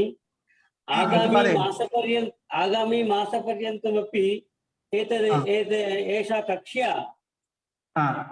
एतावत् पर्यन्तं मासपर्यन्तमपि प्रतिष्ठितुं शक्यते वा इति प्रतिलक्ष्यामः इति मम सूचना. अवश्यं शक्यते. सर्वेषां मध्ये अहं चिन्तितवान् 10 दिनपर्यन्तम् अवकाशं दत्वा अहं यथा चिन्तितवान् 11 दिनाङ्कतः जनवरी 1 दिनाङ्कतः प्रारम्भं कुर्मः इति, परन्तु विलम्बेन आगच्छन्ति. भवान् आगच्छति वा न इति, परन्तु एषा कक्षा एतत् समये प्रतिष्ठितुं शक्यते चेत् किञ्चित् अवकाशं दातुं शक्यते छात्राणां कृते किञ्चित् वक्तुम्. अस्तु अस्तु, అవకాశం అవశ్యం తథైవ కుర్మః. అదనేవ ఇప్పుడు వీరు ఏమంటున్నారంటే మీకు అందరికి అర్థమైంది అనుకుంటాను. మీరు ఈ కక్ష ఇది అయిపోయింది కానీ క్లోజ్ చేయకుండా నిరంతరంగా ఇలా కొనసాగిద్దాం, ఆ పాట మొదలయ్యేంత వరకు, సాంకేతిక మొదలయ్యేంత వరకు. అట్లా మీలో చాలా మంది ప్రబుద్ధులు ఉన్నారు, చాలా మంది రకరకాల ప్రయత్నాలు చేస్తున్నారు, చాలా రకాల విద్యలు ఉన్నాయి మీరు కూడా. అట్లా అందరూ కొంచెం ఒక్కొక్క విషయాన్ని షేర్ చేసుకుంటూ ఇది ఇలాగే కంటిన్యూ కొనసాగిద్దామండి ఆగకుండా అని ప్రభాకర్ గారు, శాస్త్రి గారు అంటున్నారు. మీకు నేనేమనుకున్నా అంటే ఒక 10 రోజులు ఇచ్చి మనకు పుస్తకాలు వచ్చినప్పుడు వస్తాయి ఖచ్చితంగా. మన 1వ తరగతి నుంచి మనకు ఇటువంటి విషయాలు తెలుసుకునే విషయాలు, ఆత్మ విషయంలో, బ్రహ్మ విషయంలో, ఇప్పుడు వేదాంత విషయంలో అయితే చాలా ఉన్నాయి. ఏది బ్రహ్మసూత్రాల విషయాలు, అటువంటి విషయాల గురించి మనం చెప్పుకుందాం అనుకున్నాను 1వ తరగతి నుంచి. కానీ ఒకవేళ మీకు అందరికి ఇలాంటి అనుకూలంగా ఉంటే అంతో ఇంత ఏదో తెలుసుకుంటున్నాం చాలా విషయాలు, యోగ విషయంలో కావచ్చు, ఇంకేదైనా దర్శనాల విషయాల్లో మనం నిరంతరంగా మీ నుంచి కూడా మీలో తెలిసిన విషయాలు ఏ విషయంలో అయినా కూడా అట్లా మీతో షేర్ చేసుకుంటా ఈ కొన్ని రోజుల కాలక్షేపాన్ని మీతో షేర్ చేద్దామండి. అయితే మీలో ఉండే అనుభవాలను అలాగా ధన్యవాదాలు మహోదయ. చర్చా విషయంగా మనం ఇది శంకా సమాధానం ఏ విషయమైనా కావాలి, శంకా సమాధానం కంటిన్యూ కొనసాగిద్దాం అల్పకాలం వరకు. మనకు వచ్చిన శంకా ఏదైనా కావచ్చు మనకు. కాదు మహోదయ, బ్రహ్మసూత్రాల గురించి చెప్తానన్నారు కదా. చెప్తాను, అది చెప్తాను. అందుకే ముందు విషయాల గురించి ప్రస్తావించుకున్నాం. శాస్త్ర విషయంలో మనం అట్లా ప్రశ్నలు ఏ విధంగా అయితే వస్తే ఆ విషయం కూడా మనం ప్రస్తావించుకున్నాం ఖచ్చితంగా. సార్ మీరు చెప్పింది ఒకటి నాకు బాగా అర్థమైంది ఏంటంటే, ఇప్పుడు ఈ కొంచెం గట్టి చెప్పి మీ వాయిస్ బ్రేక్ అవుతుంది. బాగా క్లియర్ గా చెప్పారు సార్. ఇవన్నీ చెప్పిన తర్వాత ఇప్పుడు ఎలా ఉంటుందంటే మీరు చెప్పినట్టుగా చాలా మందికి, అంటే ముఖ్యంగా చాలా మందికి ఈ జ్ఞానం, శబ్ద జ్ఞానం అయితే కలిగింది, అనుభవంలోకి వస్తే కానీ ఈ కన్ఫ్యూషన్ ఇలా కంటిన్యూగానే ఉంటూనే ఉంటుంది. అది మనం అనుభవంలోకి తెచ్చుకోవాలి కదా. అదే మేడం, ఒకసారి ఇప్పుడు మీకు ఎటువంటి అనుభవాలు కలిగి ఇది అయిపోయిన తర్వాత, రేపు నుండి అయిపోయిన తర్వాత మీకు ఈ చదివిన తర్వాత ఎవరికైతే మీకు ఏ అనుభవాలు కలిగాయి మీ అనుభవాలు షేర్ చేసుకున్నామని కంటిన్యూగా ఇప్పుడు. కాబట్టి అంటే ఒక్కొక్కరికి ప్రతి ఒక్కరికి భిన్న భిన్నంగా ఉంటుంది. నిజంగా ఇది కర్మ, అందుకే ఇది ప్రాక్టికల్ అండి, ఇది థియరీ కాదు, ప్రాక్టికల్. యోగ దర్శనం అంటే జీవితంలో ఒక పార్ట్.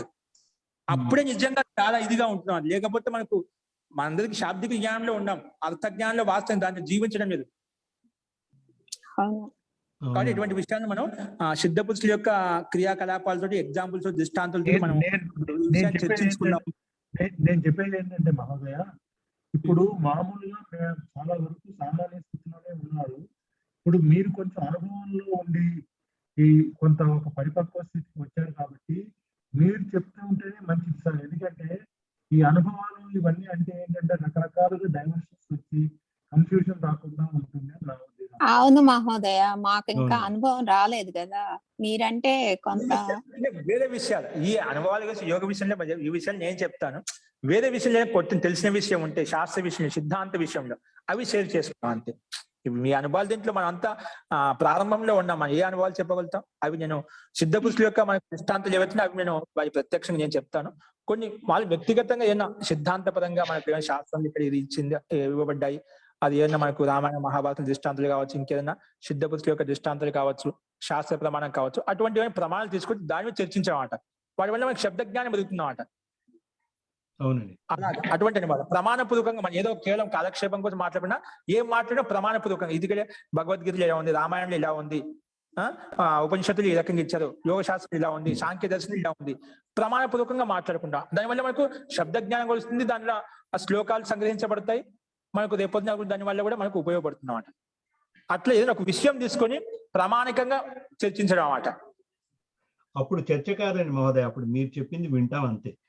ఎందుకంటే అంత జ్ఞానం ఎవరికి ఉంటుందండి మహోదయ, జ్ఞానం కాదు ఇది. అంటే మహా అంటే ఒకరోజు దాన్ని షేర్ చేస్తాను, ఎప్పుడు అది చేయలేము. కాబట్టి నేను చెప్తాను, ముఖ్యంగా నేనే ఉంటానండి. ప్రశ్నలు బట్టి ఆ సందర్భాన్ని బట్టి అది సిచ్యువేషన్ వస్తూ ఉంటుంది అన్నమాట. నేనే చేస్తాను. అడుగుతాము, తెలియనివి అడుగుతాము. వాటికి ఫైనల్ కంక్లూజన్ గురువు గారు చెప్తారు. మనకు వచ్చినటువంటి ప్రశ్నల్లో, అనుమానాల్లో, సాధన విషయంలోకి వచ్చిన ఇబ్బందులలో వారి ముందు ప్రస్తావిస్తే వాటి గురించి కంక్లూజన్ వారు చెప్తారు. మనం ముందు మాట్లాడుకుంటాము, కంక్లూడింగ్ వర్డ్స్, కంక్లూజన్ వారి. మహోదయ, ఒక చిన్న విషయం మహోదయ, ఈ పతంజలి ముందు వారా, వ్యాస మహర్షి ముందు వారా? పతంజలి పతంజలి వచ్చిన తర్వాత వ్యాస. అంటే దీంట్లో చాలా మతభేదం ఉన్నాయి. సమకాలం వాళ్ళని చెప్తారు. ఏంటి సమకాలం వాళ్ళు కాదండి, పతంజలి చాలా ముందు వారు, వ్యాస మహర్షి చాలా తర్వాత వచ్చేది. దీంట్లో కాలగణలో చాలా తేడాలు ఉన్నాయి. ఇక్కడేం కాదు, అన్ని చోట్ల అలాగే తేడాలు ఉన్నాయి. ఈ విషయంలో మన ఇదమిత్తమని చెప్పలేమండి.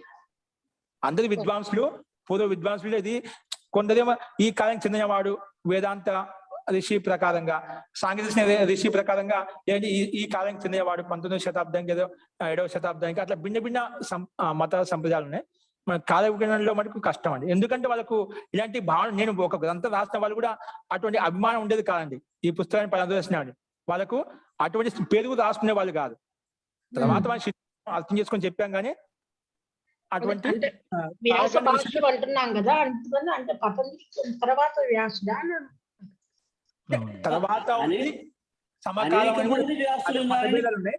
ఆ విషయం చర్చించుకుందాం. మతభేదాలు ఎవరు అనేక ఏమని మంది వ్యాసులు ఉన్నారని కూడా మనకి దానికి అనేక ప్రమాణాలు ఉన్నాయి. వ్యాసులు అనేటటువంటిది ఒక మనిషికి ఒక మనిషే కాదు, అనేక మంది వ్యాస ఎంతో ఉన్నారు అని. ఓకే. కాబట్టి అదే ఆ విషయం అలాంటి అదే భిన్న చాలా భిన్న కన్ఫ్యూషన్స్ భిన్న ఉన్నాయండి. భిన్న సంప్రదాయాలు ఉన్నాయి.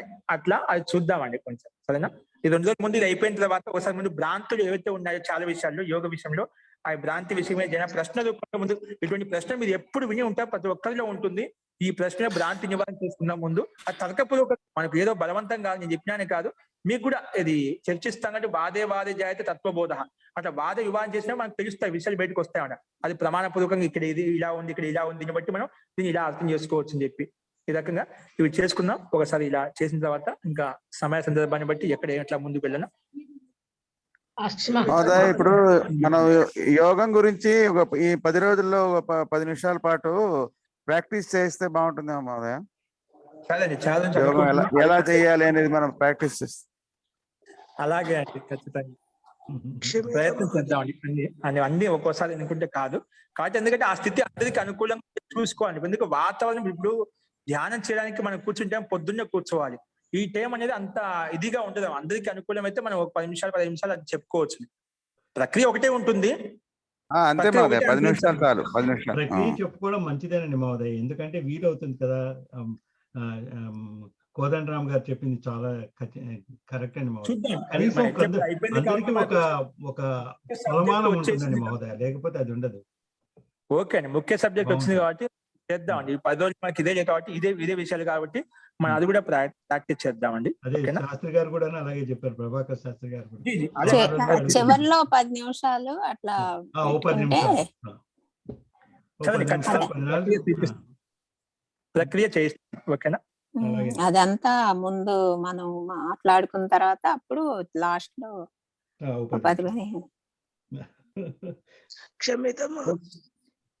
ఓకే అండి, అయితే అస్తు మహోదయ. టైం కూడా ఎక్కువైంది. అస్తు మహోదయ. ధన్యవాదాలు మహోదయ. నమో నమః. హరి ఓం. మహోదయ, నాగలక్ష్మి గారు, మనము కర్మ చేసుకున్న దాన్ని బట్టి ఈ జన్మ అని ఉంటుంది కదా మహోదయ. అసలు పుట్టుక అనేది ఎలా వస్తుంది? మొదటిది మీకు తెలిస్తే రేపైనా చెప్పండి మహోదయ.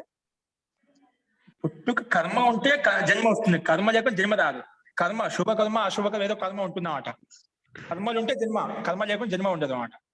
కర్మ మూల కారణం, జన్మకు కారణం కర్మ. ఇప్పుడు చెట్టు ముందా విత్తు ముందా అని అడుగుతాం కదా మహోదయ, అనుకుంటాం. అలాగా అసలు ముందు కర్మ చేయడానికైనా కూడా పుట్టుక ఉండాలి కదా, ఏదో ఒక పుట్టుక. ఆ చెట్టు ముందా కోడి ముందా, గుడ్డు ముందా కోడి ముందా, చెట్టు ముందా ఇత్తనం ముందా అంటే అక్కడ అనవస్థా దోషం వస్తుందన్నమాట. అనవస్థా దోషం వస్తుందన్నమాట. ఒకటి ఇక్కడ ఒక సిద్ధాంతం స్థాపించుకోవాలి. ఏదైనా విత్తనం ఉందండి, ఏదైనా కోడే ఉందండి, విత్తనం బీజం ముత్తం అంటాడు. మూల బీజము విత్తనం ముందు అంటారు అన్నమాట. అంటే ఒక సిద్ధాంతం. మన విత్తనం ఎలా వచ్చిందంటే ఎందుకంటే బీజం నుంచే కారణం నుంచి కార్యం ఉత్పన్నం అవుతుంది. కారణం ఉంటే కార్యం ఉత్పన్నం అవుతుంది. విత్తనాన్ని తీసుకోవాలన్నమాట. ఏదో ఒక చోట నిలబడాలన్నమాట. నిలబడకుంటే దాంట్లో అనవస్థ దోష వస్తుందన్నమాట. కానీ ఇటువంటి విషయాలు చాలా ఉన్నాయండి, మనం చర్చిద్దాం తర్వాత. ఓకే కాదు నాగలక్ష్మి గారు, మనకి తెలిసిన ఈ జన్మ ముందు చూసుకోవాలి కదా. అసలే ఎప్పుడు పుట్టాము అని అంటే అది కాదు, మనకి తెలిసింది ఈ జన్మ. ఇప్పుడు తెలుసు కదా మీకు. చెప్పండి, వింటున్నాను. ఓకే ఓకే చర్చిద్దాం. ఇప్పుడు తర్వాత మనకు అవకాశం ఉంటుంది. నాగలక్ష్మి గారు ఇంకా ఓకేనా? టైం నెక్స్ట్ ఆలోచిద్దాం. ఓకే అండి, అస్తు. మంత్ర పాఠ.